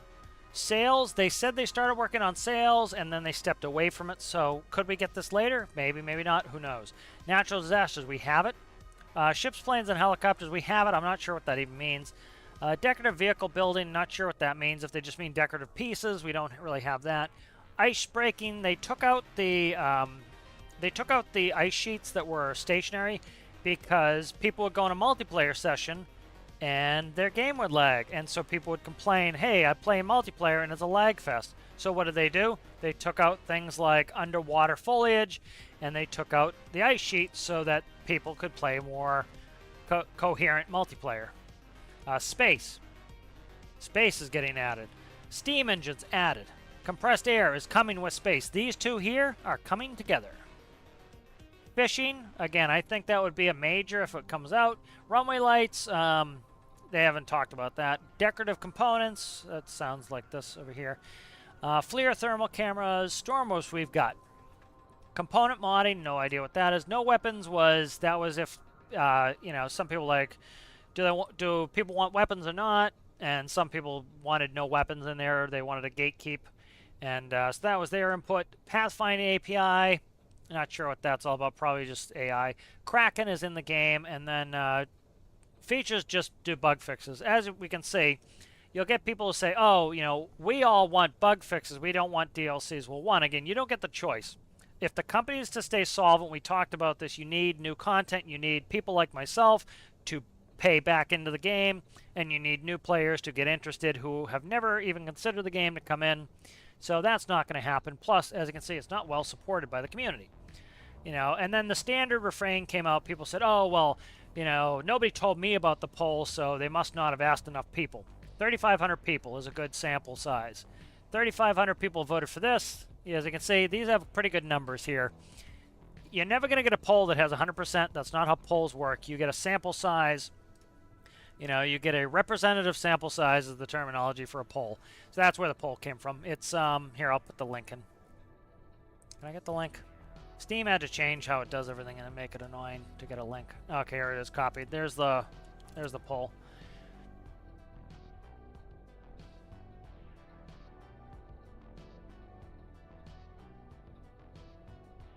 Yep.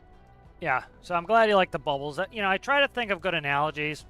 I think the analogies help is understanding this, that if this bubble doesn't get filled, the game goes under because they cannot make enough profit. And you have options. If you want a search and rescue game that's incredibly complex engineering, guess what? You can have it. But expect to pay $150 a person because they know what their costs are and they know how many people they have, and they take their costs divided by people, and that's how much the game has to cost. Period. Done. or you can spread it around all these other people, right? It's like you go to the ice cream store, and let's say your favorite ice cream is bubblegum, and only 4 people ever eat bubblegum, but your ice cream flavor is subsidized by the vanilla, because vanilla gets $1 million of people buying vanilla, and 4 people buy bubblegum. And so they make that bubblegum. It's your favorite flavor. You're not paying all of your bubblegum. That is the whole point of society, is society shares costs. And so you want bubblegum, and because you want bubblegum and only 3 other people want bubblegum, you couldn't have it if that was the only flavor at the ice cream store.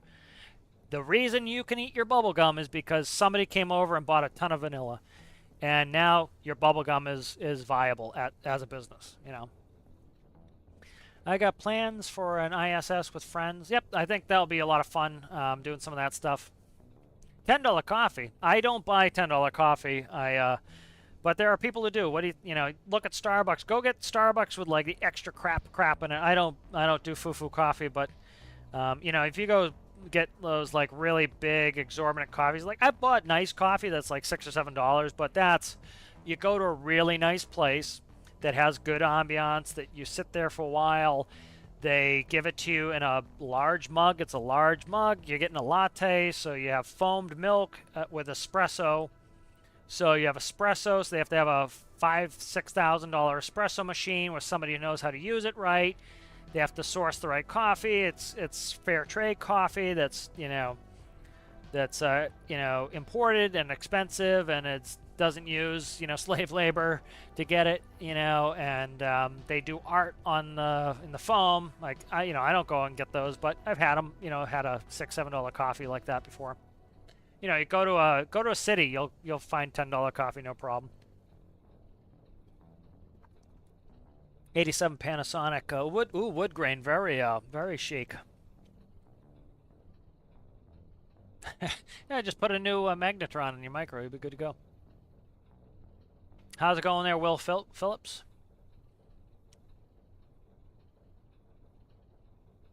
I don't think it will. Nice is asking, I wonder if updating air pressure will ruin sinking for ships if Stormworks windows can't blow out to release trapped air like that. Do they in real life? You got to remember, we still have and again, I have no idea if this is how they're going to do it, but we already have the mechanic that water will leak through the hull if it gets damaged. I would say that is probably what air will also leak out. It's probably pretty simple. If room breached, leak air, leak water. So if you slam into something, I think the air will probably come out too. So same, And then again, most of the sinking ship stuff too is people making their ship sink. So they put a door that opens, So I think that will be fine. And if you want to make it sink, all you have to do is a valve with a, to vent air and a valve to vent water, and bingo, you've got yourself a sinking ship. I would think the moon is in the DLC because they probably maybe they don't keep the skybox, maybe they keep the moon there, but probably not, because you don't want people who didn't pay for it to just be able to go do it. Yep, don't ever start in the Steam discussions. There are some great people in there who help people out a lot. I actually went in there today and I helped some people out. That's why I go there. I go there to help people out. It's depressing as hell, but I still want to help people out. I want people to be able to, get the help wherever they are.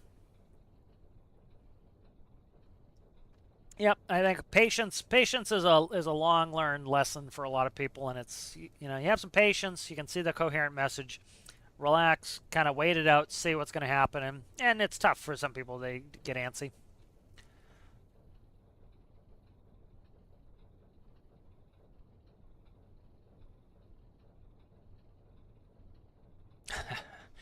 Yeah. Is this the person that I told if he keeps calling people names, he's going to be asked to leave? Citrus?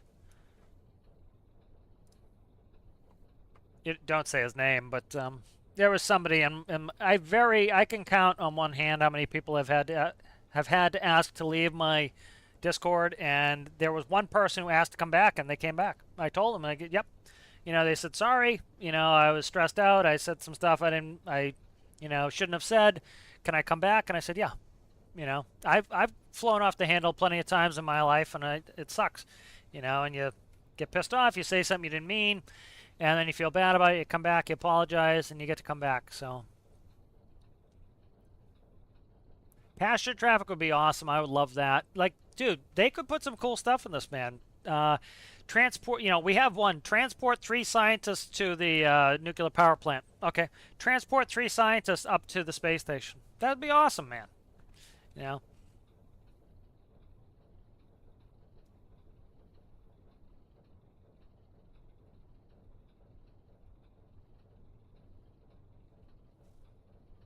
Yep, passenger traffic would be awesome. Yep, that's the thing I love about Stormworks. For example, I have Flight Sim. I just got it. I got it on sale. People are like, oh, why don't you wait till 4? I need to learn. I need to get refreshed in instrument stuff. I need to get current again with my instrument flying, and so that's the best tool for it. And again, I paid 39 bucks for Flight Sim, so that's the cheapest way I can get back into instruments. Is just, and I still remember everything, but I just have to practice, and so that's cheap for me to do, and that is hyper focused. I can't get out of the plane. I can't drive the tug to push the plane in and out.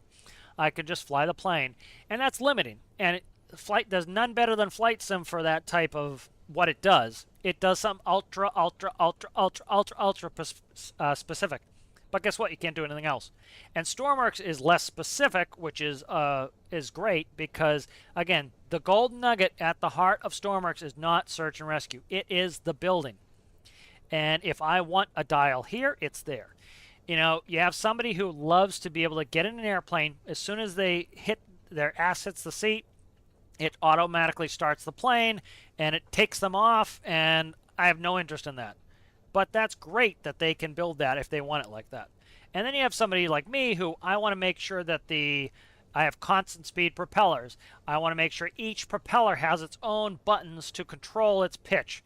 Even though I probably use that, I would say 1% of the time, I want it in there. I want to have an APU. I want to have a pressurization system, a hydraulic system. I want to have all this stuff in there. And so this game accommodates both me and them because it is a building game. Somebody wants to build a goofy flying galleon that has a bunch of cartoon characters on it. They can do that. Somebody wants to build a hyper-realistic ship that only goes the exact speed it goes in real life. They can do that. And that's what's fantastic is we can all do, you know, exactly what we want with it. So that's what I find to be fantastic. You just want to have a pea coat and a clothing option? Yep, more clothes. Yeah, it was funny. You like this than the Tripper. Somebody was complaining like, "Oh, look, more clothes nobody asked for." Again, dude, one of my favorite updates they did was they added a pilot shirt, and the reason was I was having to use a military uniform, which I didn't like using, for Cap Air. And guess what? They added a pilot shirt, and I was thrilled. It was awesome. That was more important to me than a lot of other things because I wanted a pilot shirt for Cap Air, and I wanted to dress like a pilot, you know. And so. It's like people will poop on other people's fun, but it's like, dude, somebody who really wants to have, like, I have no interest putting that shark on my head. But guess what? There are probably some kids around who love to put that little shark on their head. And guess what? Good for them. You know what? And it's not for me, but guess what? I'm not selfish, so I don't care if it's just for me. I'm glad other people are having fun. And I wish more people would be glad other people are having fun. I really would. Better be getting $1 billion per trip to transport people to space. You just need a 20% profit margin, and you're doing well. I already showed the crane working. Let's unload. I might as well do it. Yeah, I'll start unloading. I can still answer some questions while I'm doing it. I loaded it, Miles, but I will unload it for you. Let's see. Do I have my ropes down here?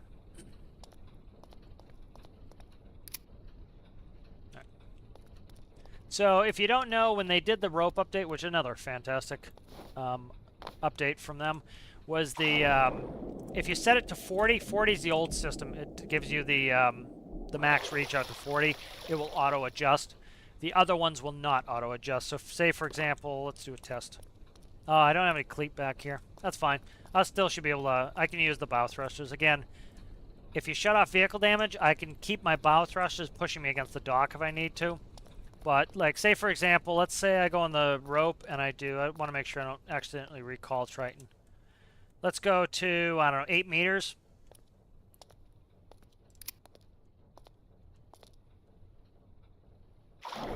See, it's going to hold me at 8 meters. See, it can't go past 8 meters. That was an awesome addition they added. So if you set it to 40, I got to make sure I don't accidentally hit B and recall this sucker. And if I set it to 40 meters, it does the old system where it will auto recall. So you can go up here, and then when I plug it in, friggin' hell, I forgot this one already had one. Grr and frustration. Again, this is why I also enable no clip. Is something silly like that was, am I going to run to the back of the ship? No, not interested. Just run right here and no clip up there. And that will auto regain. All right, good. So let's, we'll go ahead and do this. I like City Skylines. I didn't get into it all that much. Those were my favorite types of games as a kid, and I'm just like, I don't know, for some reason it's not my favorite anymore. All right, let's go ahead and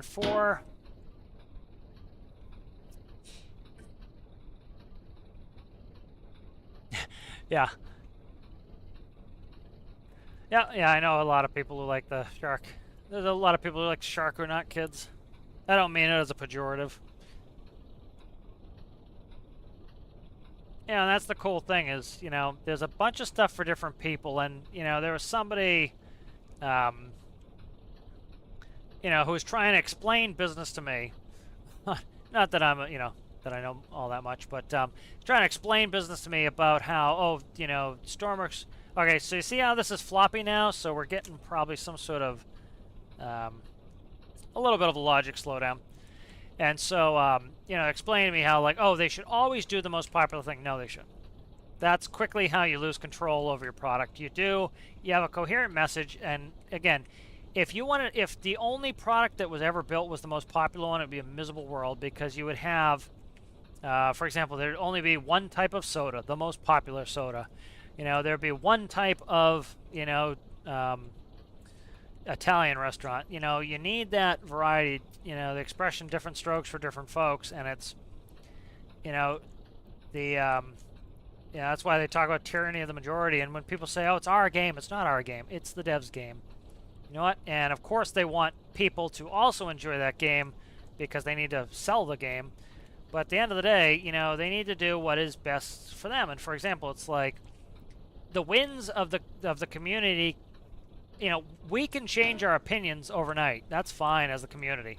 Guess who can't afford that to happen? The devs. And so, like the devs talked about with this new DLC, they've been working on this DLC for years. All right? So they can't afford to be like, oh, well, the community doesn't want space anymore. We have to not do space. No. They've been working years on space. Space is coming whether you want it or not because they've been working on it for years. And they're not throwing away all that stuff. And they're not going to do a poll. Hey, do you guys want space? Because, you know, they've already worked on it. That's the product coming out, and they're going to continue on that path. You know, that's how it works. You know, so it's like that sort of. Let's see. This might need infinite electricity on again. I got to play with this one. There we go. This one needs it, I think. It's coming out just slowly. There we go. Got to get the pressure off it. So like I talked about how this is the part you want to be rubber. You want some part of your system to be rubbery so that it accepts the shocks. You don't want to make it so that both are concrete, or else you're going to run into issues where, like, see how this all allows me to have stretching? This is a physics problem going on now because it's the game's starting to slow down a little bit because I got this thing sitting here forever doing a ton of stuff. But you know, so you want to set, so I'm going to shut off this connector because I don't want that grabbing that. That is danger, danger. All right, now we'll jump back to the seat. I don't try not to get those midline connectors to touch the top of that other one either if I can avoid. The top is shut off, so we should be fine. But I'll go in third person just so people see it. I like to operate in first person, but we'll go in third so you can see it.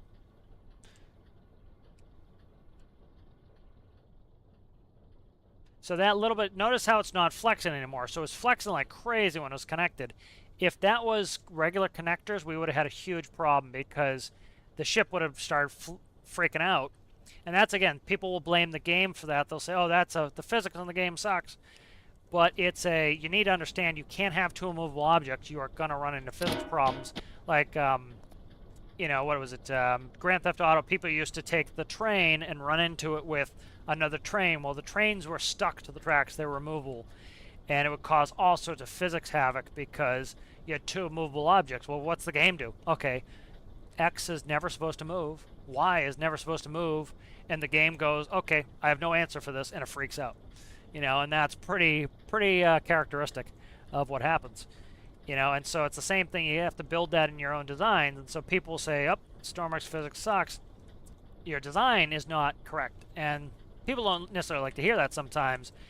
But again, you need to be open-minded and say, hey, can I build a better system? How do I do it? Hey, do you know if there's a way I can build a crane that doesn't, like, flip my boat? Yeah, and I'll tell them, hey, use hard points on one side, use connectors on the other. That way you have a little bit of flex on one side and no flex on the other.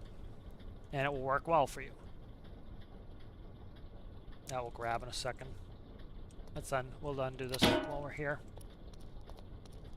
So that's helpful, It's not really a physics problem with the game, it's just a lack of understanding. You need to have a little bit of flex on one side and not the other. This will grab now. So watch, see when it grabs, see how it flexes and shakes? That is all designed in there because without this, see how it wants to flex and shake? Without that, that could cause us huge physics problems. So I want it to be able to flex and shake, and that will save me. So see, it's having problems now. That's fine. Let it sit. Let it settle.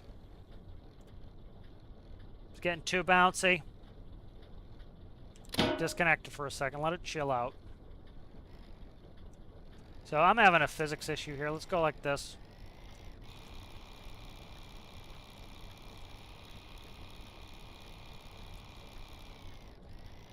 So this is having a physics problem right now. It's because the game slowed down. I'm just going to let it chill out. All right, we're chilled out. You don't want to tempt the fates. You don't want to try your luck at it. Just give it a second. Relax. That's my whole thing. It's the same thing. You get this in real life. I've worked with like the long boom forklifts. If it gets shaken, you stop moving. Let it relax. Let it settle down. You get a bunch of weight shaken. If you've ever run construction equipment, you get a bunch of weight shaken. Nothing good comes of it. So what do? If your load starts to bounce, you stop. Let it settle. Once it's settled, guess what? Just as in real life, the physics calms down. You don't have to worry about it doing something stupid or breaking something. And things work better for you. You do not want to get a lot of mass moving. Weight is dangerous. You don't want to get a ton of weight move, more than ton weight, but you don't want to get a lot of weight moving really in crazy ways. It's like, for example, front end loader. We used to run the front end loader, and if you hit the speed bump too fast, it would start to shake the bucket, and the whole loader would shake like crazy. So what did you do? Gently apply the brakes, slow down and stop. Everything would settle, like say the concrete in the bucket, and then now that everything's settled, then you drive again. And the same thing is in this. If it starts bouncing, acting funny, stop, take the stress off, and then relax for a second, let it figure itself out, and then take a break. You can see the game's running a little bit slower. We've been at this for a while, and let it relax, and guess what? It's going to work much, much better. And that's exactly like I said. It's the same thing as in life. Relax it. If something doesn't look right, take a break, let it fix itself.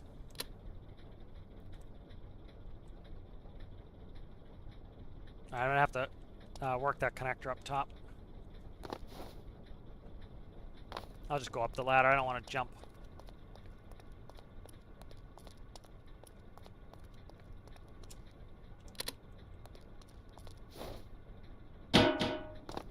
It's making this ship when it's at dock. You could see all my connections when I showed you guys my connections earlier. There are a lot of physics connections going on with this ship. It's doing a lot of calculations, and so it's sometimes you just got to take a break and let it settle out and figure out what it's doing before you progress.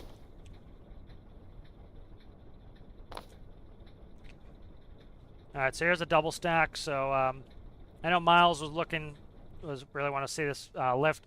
So I'll talk about the counterweight for Miles. So Miles, the counterweight, there's a counterweight in here. It's right, let's see if I can see it. I'll fly down there.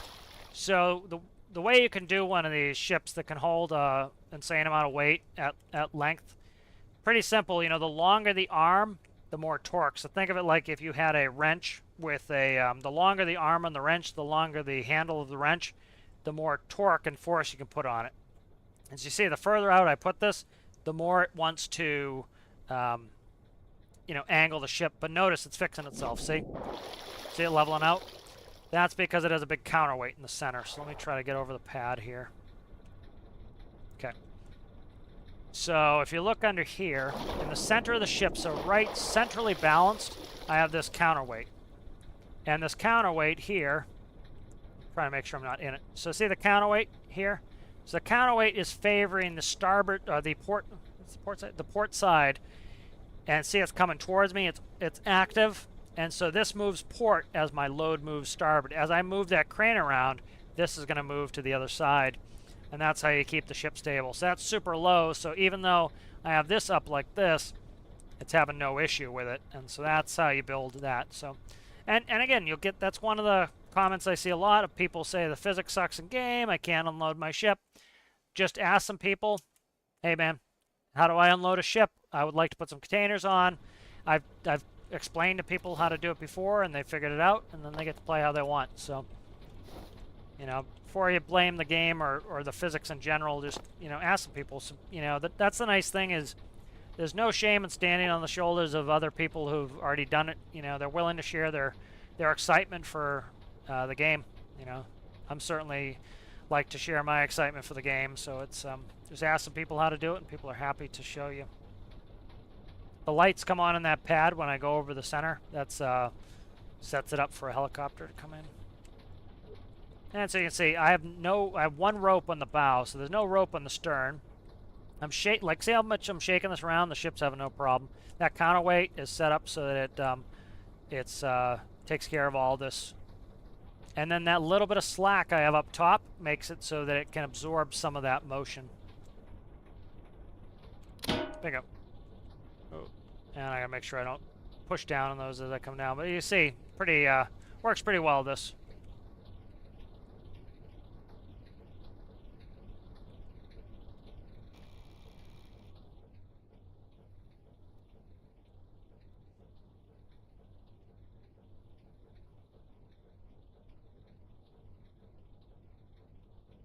Yep, that's it. It's funny, X-Horus saying they've been waiting for a game like this for years. They were playing Space Engineers, trying to make trains. I used to make construction equipment in Space Engineers. I made excavators and I made tractor trailers, and none of them were very good compared to this. You know, this is so much better for that sort of stuff. You know, and that's the cool thing is, you know, you get to go and you get to build whatever you want in this game. That's where it's really freaking fantastic.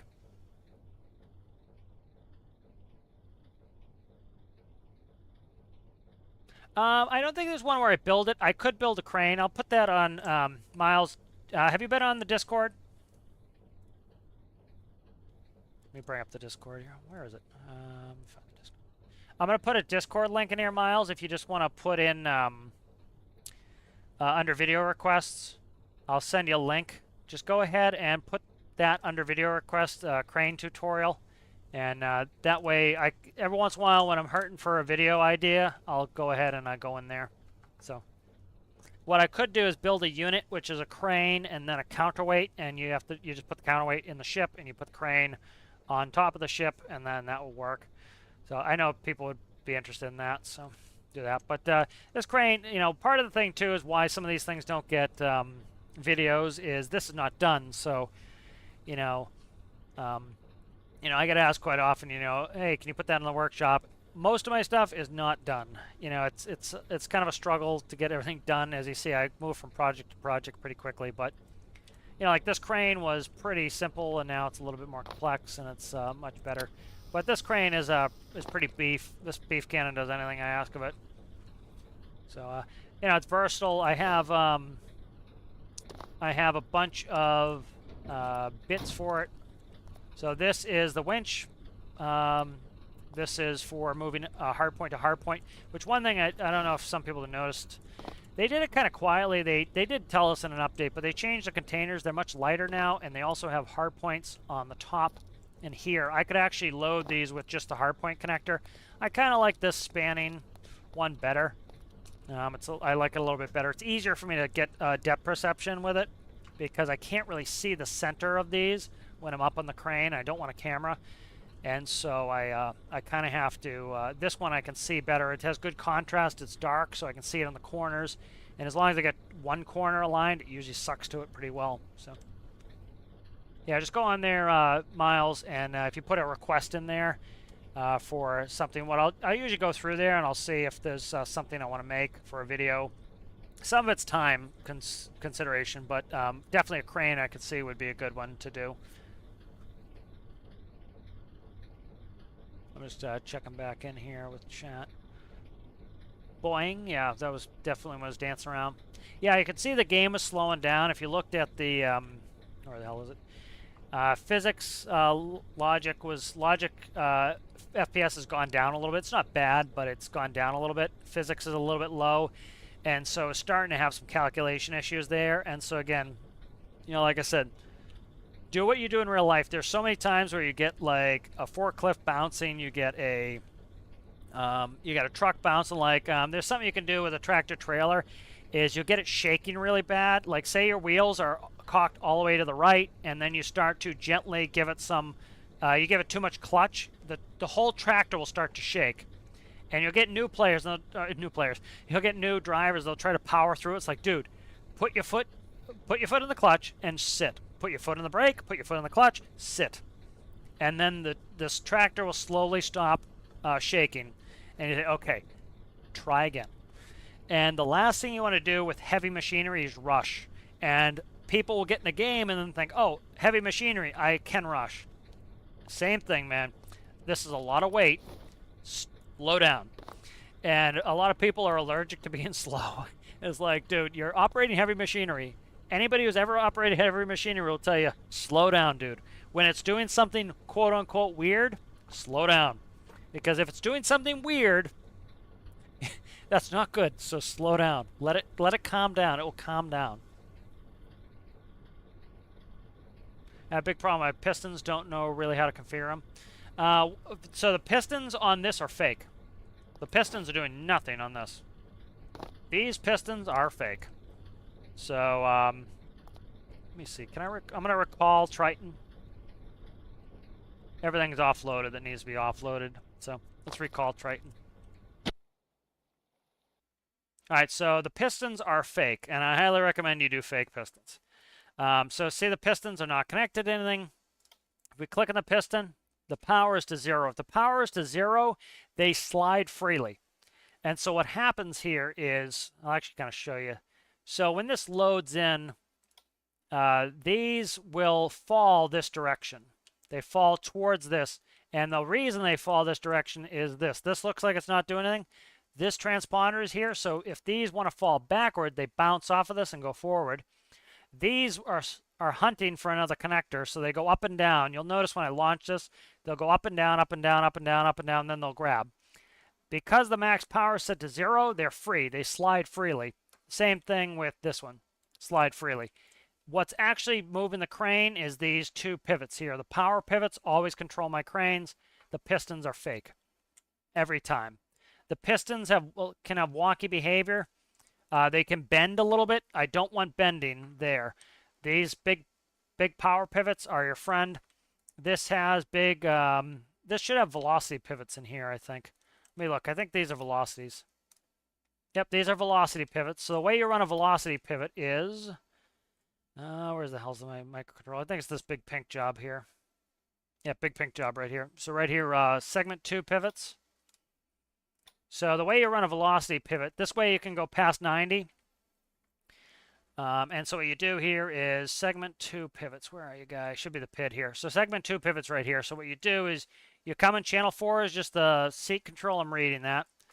I clamp it 0 to 0.4, so that's the speed. So I want a speed of 0 to a max speed of 0.4. And then I do the current position.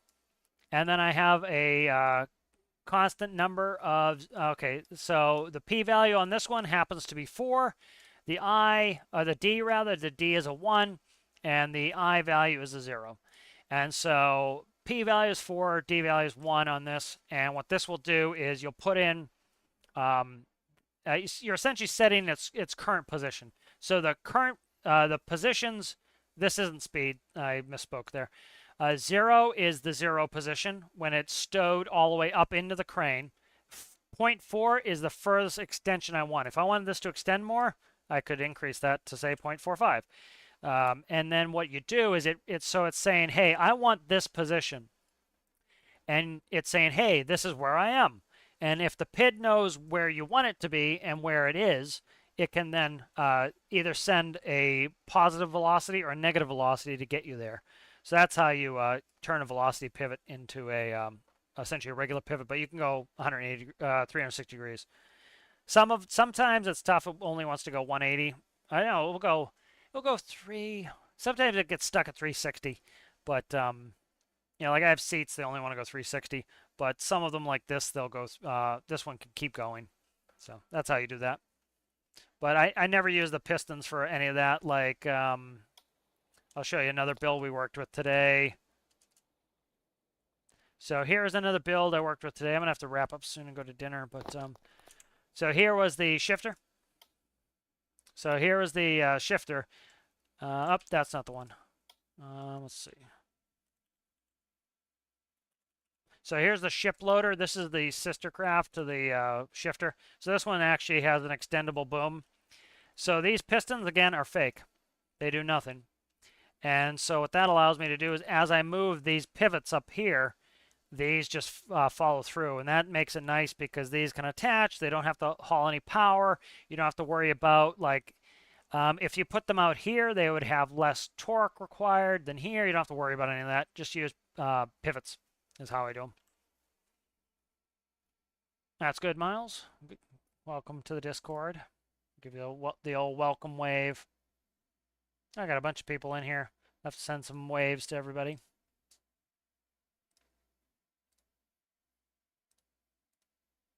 And so that's how I tend to do all my cranes and stuff. I do the pivots. They're more predictable. They work better. They don't have any slack. They don't bounce very much. You know, they get funky every once in a while. Like I had a lot of force on that, and the physics was getting slow, so you could kind of see me bouncing with my crane, but pivots are much, much better. Yeah, they used to be, I think, 2,500. Now they're 1,400, so definitely makes it a lot easier to operate the containers now. Oh, that sounds good. Thanks for hanging out, Miles. Have a good night.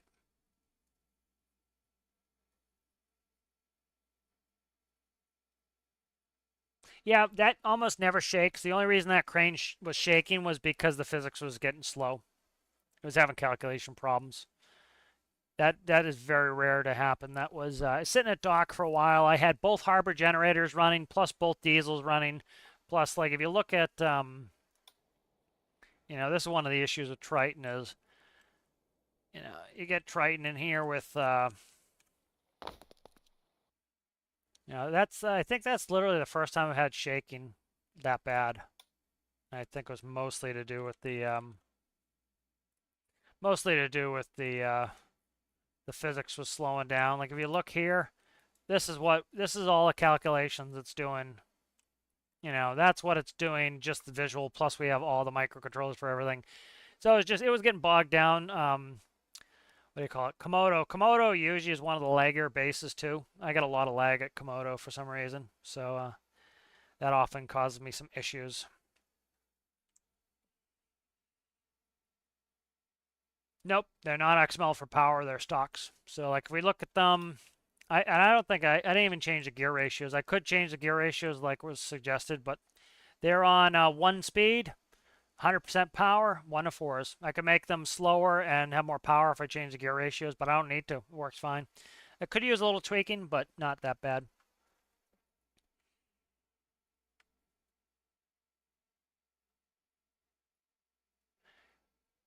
The PIDs, I really, you know what? PIDs can be mysterious. I very rarely use anything other than the p-value. I've heard people's arguments. I've heard, you know, the reasons why you should be using more than the p-value.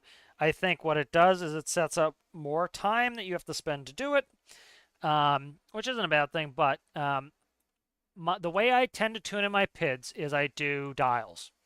I hook up a dial, and I can see the oscillation very visually, and I can change the p-value with a keypad, and I can see, am I getting any oscillation? Is the oscillation small enough that it's where it should be? And that's how I do it. I'll have to do a PID video, but my PID video is not going to be all that interesting because I'm going to say, okay, just do the p-value, ignore the other crap, and use some dials, and look, it works. And so I'll do a simple PID video. I'll do that. But so let's look at another PID I have on here. This is it right here, linear track. So this is the counterweight for the for it. And so it's pretty simple. How did I do this? Okay, what did I do? I put a weight out. I literally put a fixed weight out on a long arm. So I drew a long arm. I might have done this crane, actually. I might have done the crane, put the crane out there with a mass on it. And so this is very simple. I want 0 tilt, set point of 0. I put a tilt sensor on there, which should now be a physics sensor. I then, that can go. It goes to the sliders. And then I go and I just work with my numbers very slowly. I bet you I could probably get it better. I could probably get rid of the eye. Don't need the eye. And then I start working with it. So I start bringing the p-value up until it stops going too fast, stops going past forward. And you can even check this with a dial.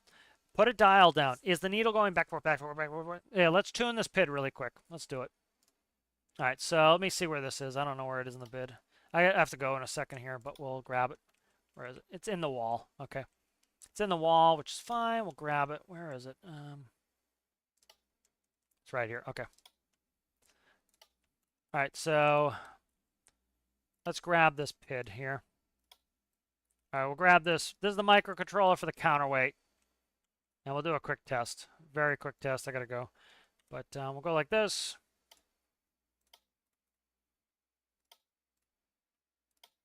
All right. I'm going to sabotage the I node. I very rarely use the I. The I has to be so small that 0 is small. So I usually just run a 0. All right, and then what we want to do is we'll add 2 nodes. All right, this will be number input P, number input D. All right, and then we'll take these. D is going to go to D. P is going to go to P. Okay, P and D. I pretty much only ever do P. Sometimes for a little bit of extra smoothing, I need some D value in there, but very rarely. Update that. I want to take a couple dials.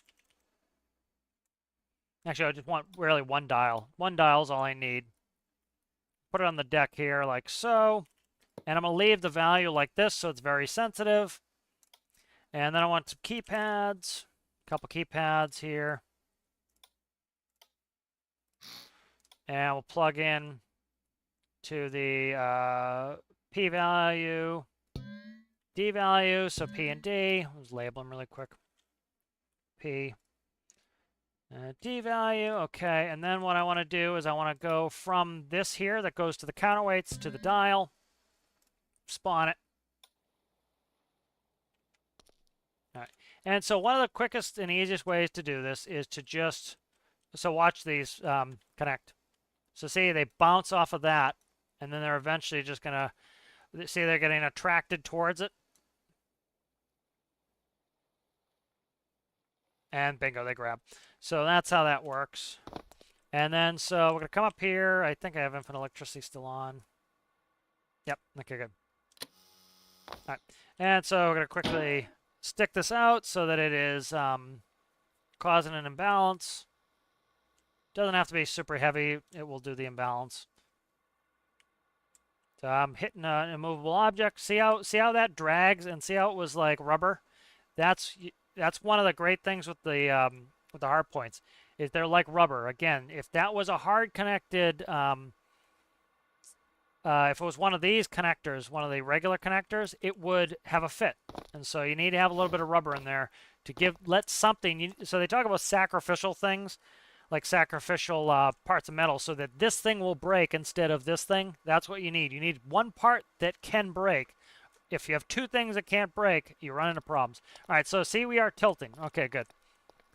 Look at this. So that is it's a very tiny, tiny number. All right, so let's play with this. So my p-value, right, we're at 0, 0, so that's why we're tilting, right? We're tilting because there's no p-value and there's no d-value. So I know my number is 8. So let's put that in, 8. That's where I left it last. And the ship should see it. You can visually see it. Watch. You can see the ship starting to straighten out. Ship's starting to straighten out. Okay. Let's go to a nuts number, 80. 10 times that. So see, it's going to overreact. See, now watch. It's turning to the right.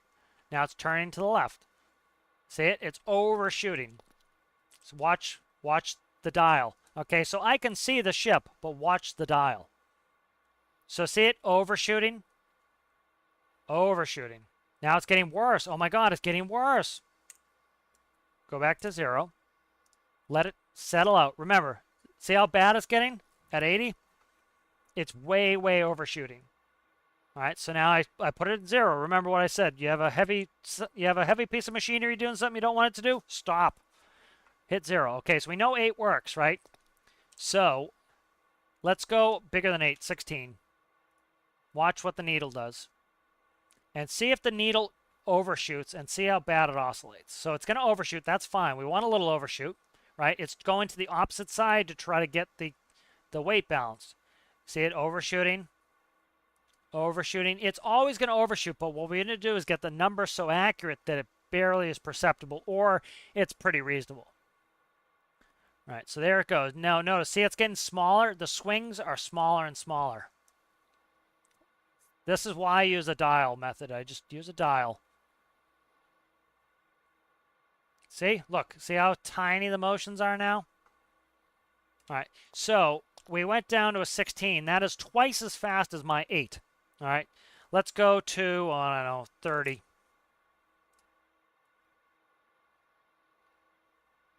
All right. So 30 is going to move more quickly. It's going to overshoot more often. It's going to be more active. Now, we might be able to handle more weight. We might be able to do this, but we know it's going to swing more and more. All right, now let's do the 80. Remember, we did 80 and it was not good. It's overshooting. Now, one of the reasons it's not having a problem now, there we go. Now it's overreacting. Watch it overreact. See it really overreact, and that is a lot of mass moving very, very fast. It is overreacting. Look at it getting worse. There it goes. It's freaking out, man. Freaking out. It's gone. That's not going to work.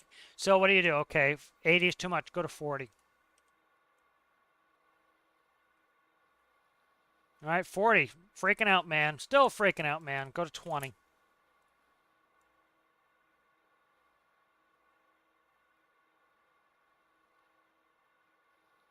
All right, look, it's starting to take care of itself. Starting to fix itself now.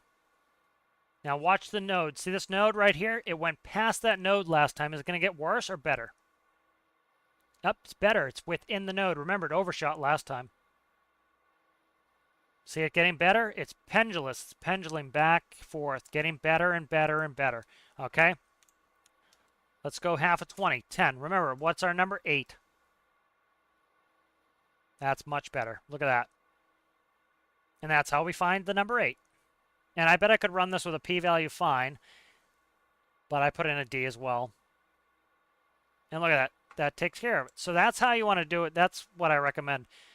Same thing with the d-value. So once you get close, so we know 8's where I settled on. And that might not be a perfect number. That's fine. 8's pretty good. Now notice, see we're staying within 1 tick mark here. And notice it's fine. We want this off-center. Why do we want it off-center? We have weight over here, right? It's off balance over here, so we want the weight to be over here. So the weight is slightly to the right. The dial's backwards. Don't worry about that. But see, it's no, it is. It's not backwards. See, the needle is slightly to the right. That means the weight's slightly over here. All right, makes sense. And then so I put in 2,500, and that's for very, very fine tuning there. You notice that speeds it back up. It's constantly. That's giving it some oscillation, like that. That's going to let it react a little bit faster. So generally, I don't even do any d-value unless I'm doing like an autopilot for a plane. But this will let it... So the p-value is very low, frankly. It's not moving that big weight much. We don't want it to. The d-value is going to help it do the tiny, tiny little minute changes. So as the waves start rocking us, That D value is going to help us with that. So it's giving a little bit of oscillation, but notice it's not going way far back and forth like a high p-value was. We have a relatively low p-value. We have a high D value. The D value is oscillating very fast back and forth in our range, but it's not going crazy. Let's go really small on this. Let's go 1. So this should decrease the range back and forth by more. But notice the needle's still moving fast. But notice it's not doing enormous maneuvers. Eventually we're going to get to too small of a number. It's going to misbehave because the weight's not moving far enough to actually counteract. All right? And so we could probably do most of this job with just a p-value and put a 0D in there if we wanted. But you notice what the D is doing. The D is giving us a little bit of activity so that if a wave pushes us a little bit, the weight will move quickly to try to fix that wave action. So it will help smooth us a little bit. So as you see, but just with a p-value, we can run it. So I tend to try to keep people less confused by saying, go for the p-value. The p-value is doing like 99% of your work. Get the p-value tuned in, and if you want to ignore the rest, do it. Because, you know, you could pull your hair out for the next 4 hours trying to get perfect, or get it within where it needs to be on the p-value. And again, you can see visually of this. Do 80 again, and it shows you exactly what it's doing. It's going to start overreacting. See it start to get it worse, and it's overreacting. And it looks fun. Yep, there it goes. See it start to overreact? So we know that that number is too big. And so that's how you fix it. Right? You start. Let's say we start 80. Okay, is it overreacting? Go smaller. Is it underreacting? Okay, start increasing it. You know, if I put this weight over here and we permanently stay tilted to one side, we know that the p-value is not big enough. We have to start increasing it. And if we keep increasing the p-value and then it goes nuts, decrease the p-value, start bringing up the D a little bit and see if you can't get it. But notice, 80 wants to go nuts. So that's why I recommend do a dial method. You'll notice I put a dial on almost everything when I'm tuning it. You can visually see what it's doing. You can watch. Isn't it going nuts? You can see what it's doing, right? Is that overreacting? Yes, it's overreacting, okay? If it's overreacting, make the number smaller. Go back to 8. We know 8 works. Look, fixed. Done. Look at it. It's fixed itself already. Caught itself. It's correcting at the correct interval. It's going past to fix it. It's going back. Each swing is getting smaller and smaller. Than like at 80, it was getting bigger and bigger and bigger and bigger. We can see with the dial, it's getting smaller and smaller and smaller. And bingo. So that's how I tune PIDs. So, you know, hopefully you guys found that helpful. Let me catch up on chat, and then I think I'm going to go to dinner. Yep, so that's the thing. Go in there, tune it out. Eventually, you might have to use some D-value. Like I said, I use D-value for this, a little bit of smoothing. So if I get hit by a little wave or something, or the seas are rocking, I find the little bit of D-value, it helps quickly try to fix that. But, so the way I kind of think of it, I got to go, but let me set a quick picture here. Let's bring this up really quick. All right, so think of it this way. Let's go. So we'll make a V here, all right? The p-value is setting the V. It's setting max deflection. Not really, but like you saw, with a bigger 80, it went crazy. It went way back, forth. So by making the smaller p-value, don't do that, you scum. I have to click off every time I want to do a different color. So a smaller p-value is essentially, think of it this way. This might not be 100% accurate, but this is how I think about it, and it lets me visualize it in my head. So the p-value is giving us a smaller deflection. So as you can see, the blue, a smaller p-value will keep us in this blue. All right. Now, when I add in some d-value, what it's going to do is, if it's in the yellow p-value, it's going to go back, forth, back, forth, back, forth, back, forth within there. All right, a bigger p-value, right, if I increase the p-value again from the yellow, it's then going to go out to orange. And it's going to have this big deflection, kind of like when I went to 80. It wants to go bigger and bigger and get all nuts. And so then if I make the p-value smaller, it's in the blue. Now with the d-value, so with a blue d-value, what's it doing? It's going back, forth, back, forth, back, forth, back, forth, back, forth within my blue. All right, the yellow is going back, forth, back, forth, back, forth within my yellow. And then the orange is going back and forth, back and forth, back and forth. So start with a number. I usually start with 1. Is it undershooting? So for example, the boat is always listing to port because the crane is port. It never corrects itself. Well, guess what? Your p-value is not big enough because the weight is never going far enough on the right side of the ship, on the starboard side, to ever bring us back to level. At 80, it was going all the way and it was hitting the right bulkhead, and it was swinging the ship to the right. And then it says, oh no, we've gone too far. And it swings all the way to the left almost instantly, swinging the ship back and forth, and eventually the ship will literally roll over. And then so you know, okay, oh my God, my p-value is too big. Then go to a smaller p-value. Now we're in the yellow range. Yellow range is okay, but yellow range is crazier than I'd like. I'm getting seasick. Okay, go in the blue range. Does the blue range work? Yep. Okay, good. We stay in the blue range. We know we're there. So that's kind of how I think of it. You know, there are methods. You can go on there. You can look at all the different methods. You can try to do all the calculations. That's fine. That you can get a perfect value that works 100% every time. I have no time for that. I go in there. I tune the p-value like this using a dial. You see how I can get it almost perfect without having to do any math and without having to do any calculations or formulas or anything else. And I can be done in 5 minutes. And that's why I do it that way. And the other reason is, go drop 28 different formulas in front of a new player and see their eyes glaze over and say, oh my God, this is not the game for me. And so that's one of the reasons I don't teach it that way.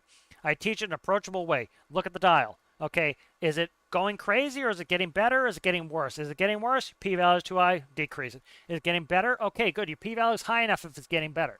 Okay, good, perfect. Is it smoothing out? Keep reducing your p-value. Okay, now it's not getting better anymore. Okay, then your p-value is probably too low. Okay, but I increased the p-value, and now it's going crazy again. Okay, decrease your p-value, start bringing up the d-value. See if that makes it better. It is? Okay, perfect. That's where you need to be. All right, that's how I tend to teach it. Just it's easier that way.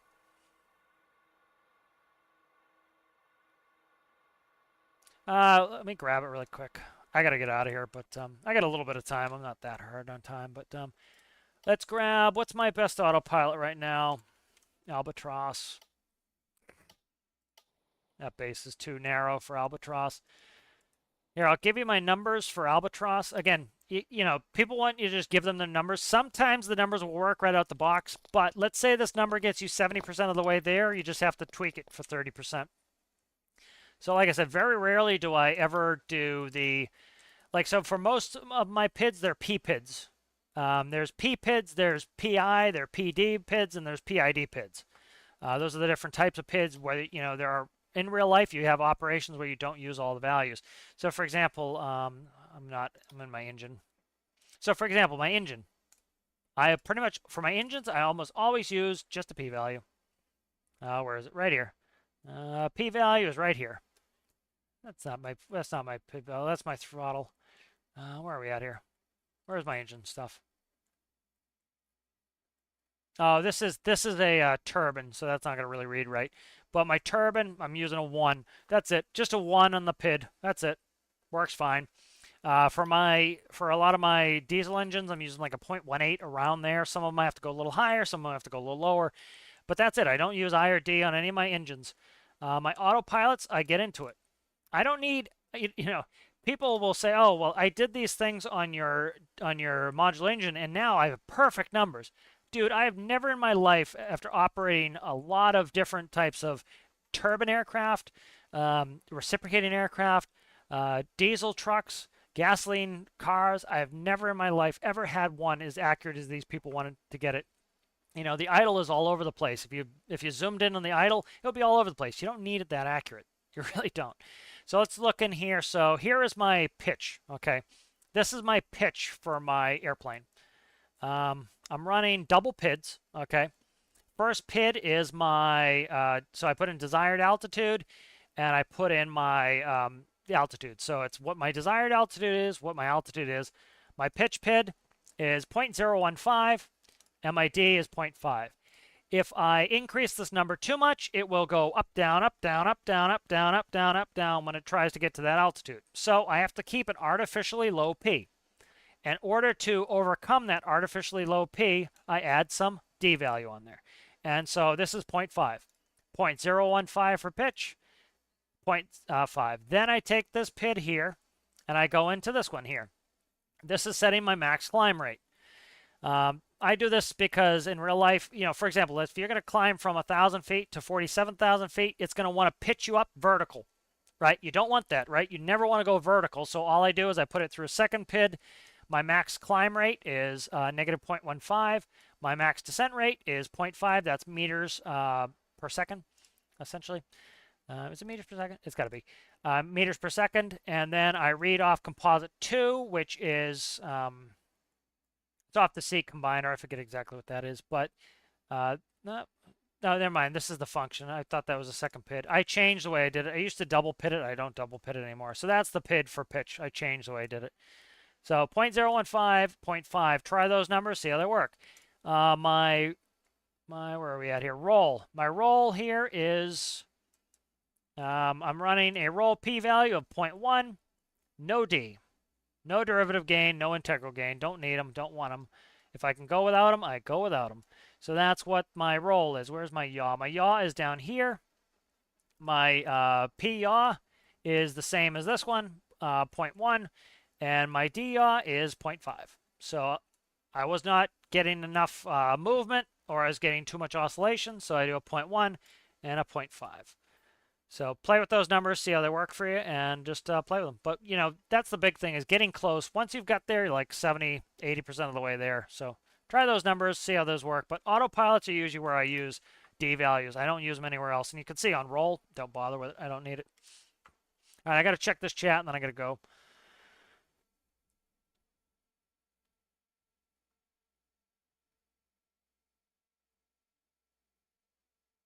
Yep, if you ever need some like values, go on the Discord, say, "Hey, I'm looking for a value for X or Y. I'm trying to do my autopilot for my pitch hold. What are you using for your pitch hold?" People will share all the numbers and you can try them out. It's pretty easy to just look it up and check them out, and you put it on your build. If it's close, then you're good. You're almost there.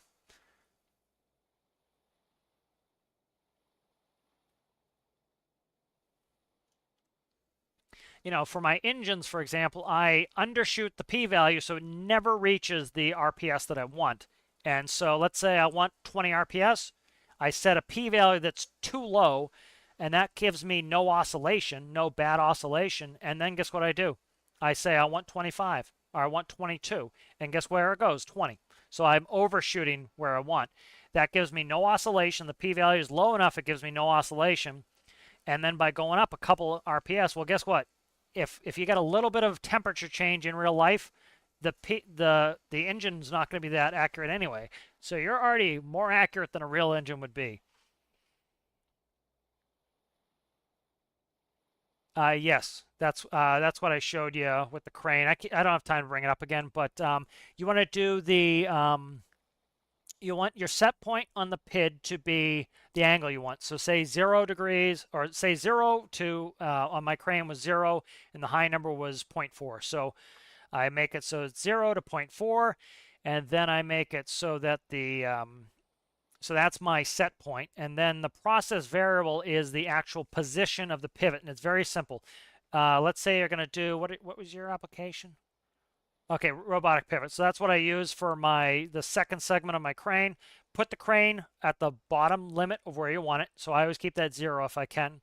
Then the outer limit on my particular crane is 0.4. So I clamp it 0 to 0.4. And that's my set point.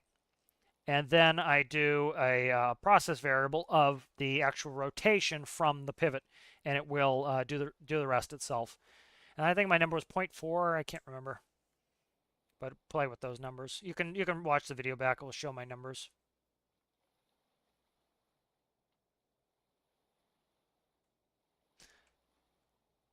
I don't use simple PIDs for this reason. I'll just do. I'll put it in here real quick. So you have two PIDs. Simple. And you have an advanced PID. I always use an advanced PID, and the reason is this. I have to come in here to the panel and I have to manually change them. In here, I can be flying in the air, testing my autopilot, and I can take a node and I can plug it in here and use a keypad. So this one, I can tune them with a keypad, and I can also take property numbers and hook the property number up there, and then change the property number to whatever I want. So that's why I always use an advanced. Yep, and you can use that function if you want. I don't use it because I don't have to bother doing the math or screwing around with it. I just, and I have some numbers I already play with, so it's pretty easy.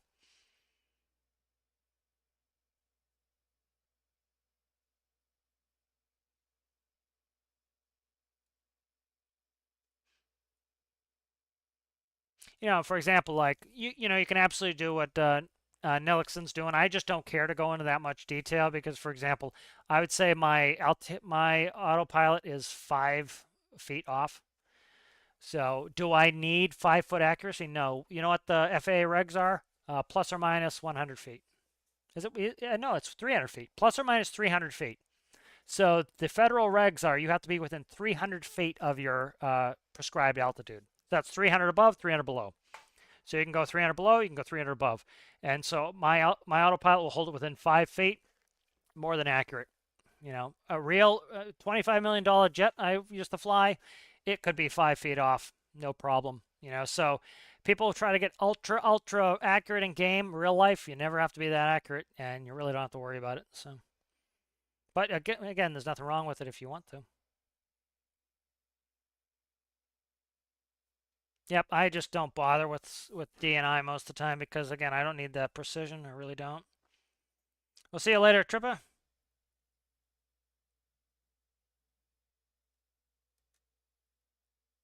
Yep. So I like Nilixon's comments are great. There are certain applications where absolutely you want 100% precision. For example, like think of really precise machining when you're trying to make it within 1 micron of what it's supposed to be. Yeah, you need that type of precision with your PID. Do I need the idle of my truck to be within 0.0000001 of my desired RPS? Absolutely not. Right? Because when you press down your foot on the accelerator pedal, you're never that accurate, right? So you don't need that. A little bit of air change. So you have to decide: is this something I need ultra precision on? Yes. Okay. Like Nilixon's commentary is excellent for that. Most of the time, I figure I do not need that much accuracy. And personally, I would rather spend more time building my craft than making something ultra precise. And it's great. You get that autopilot going, go put it in another airplane, and you're back to testing again. And so I like a dial method. Quickly put the P in. P is pretty close. Start dialing the D around. Bingo, we're close. And I'm happy. All right, guys. I think I'm gonna have to end up there. I have to go to dinner. Really appreciate it, guys. Thank you. Thank you very much for FS Gamer for giving out that subscription to the membership to Riggs. Riggs, I'll put you in the credits, so you'll be in the next video. Thank you guys very much. Appreciate you guys watching. New video out today, me helping somebody if you'd like to watch that. And I will see you guys in the next one. Appreciate it.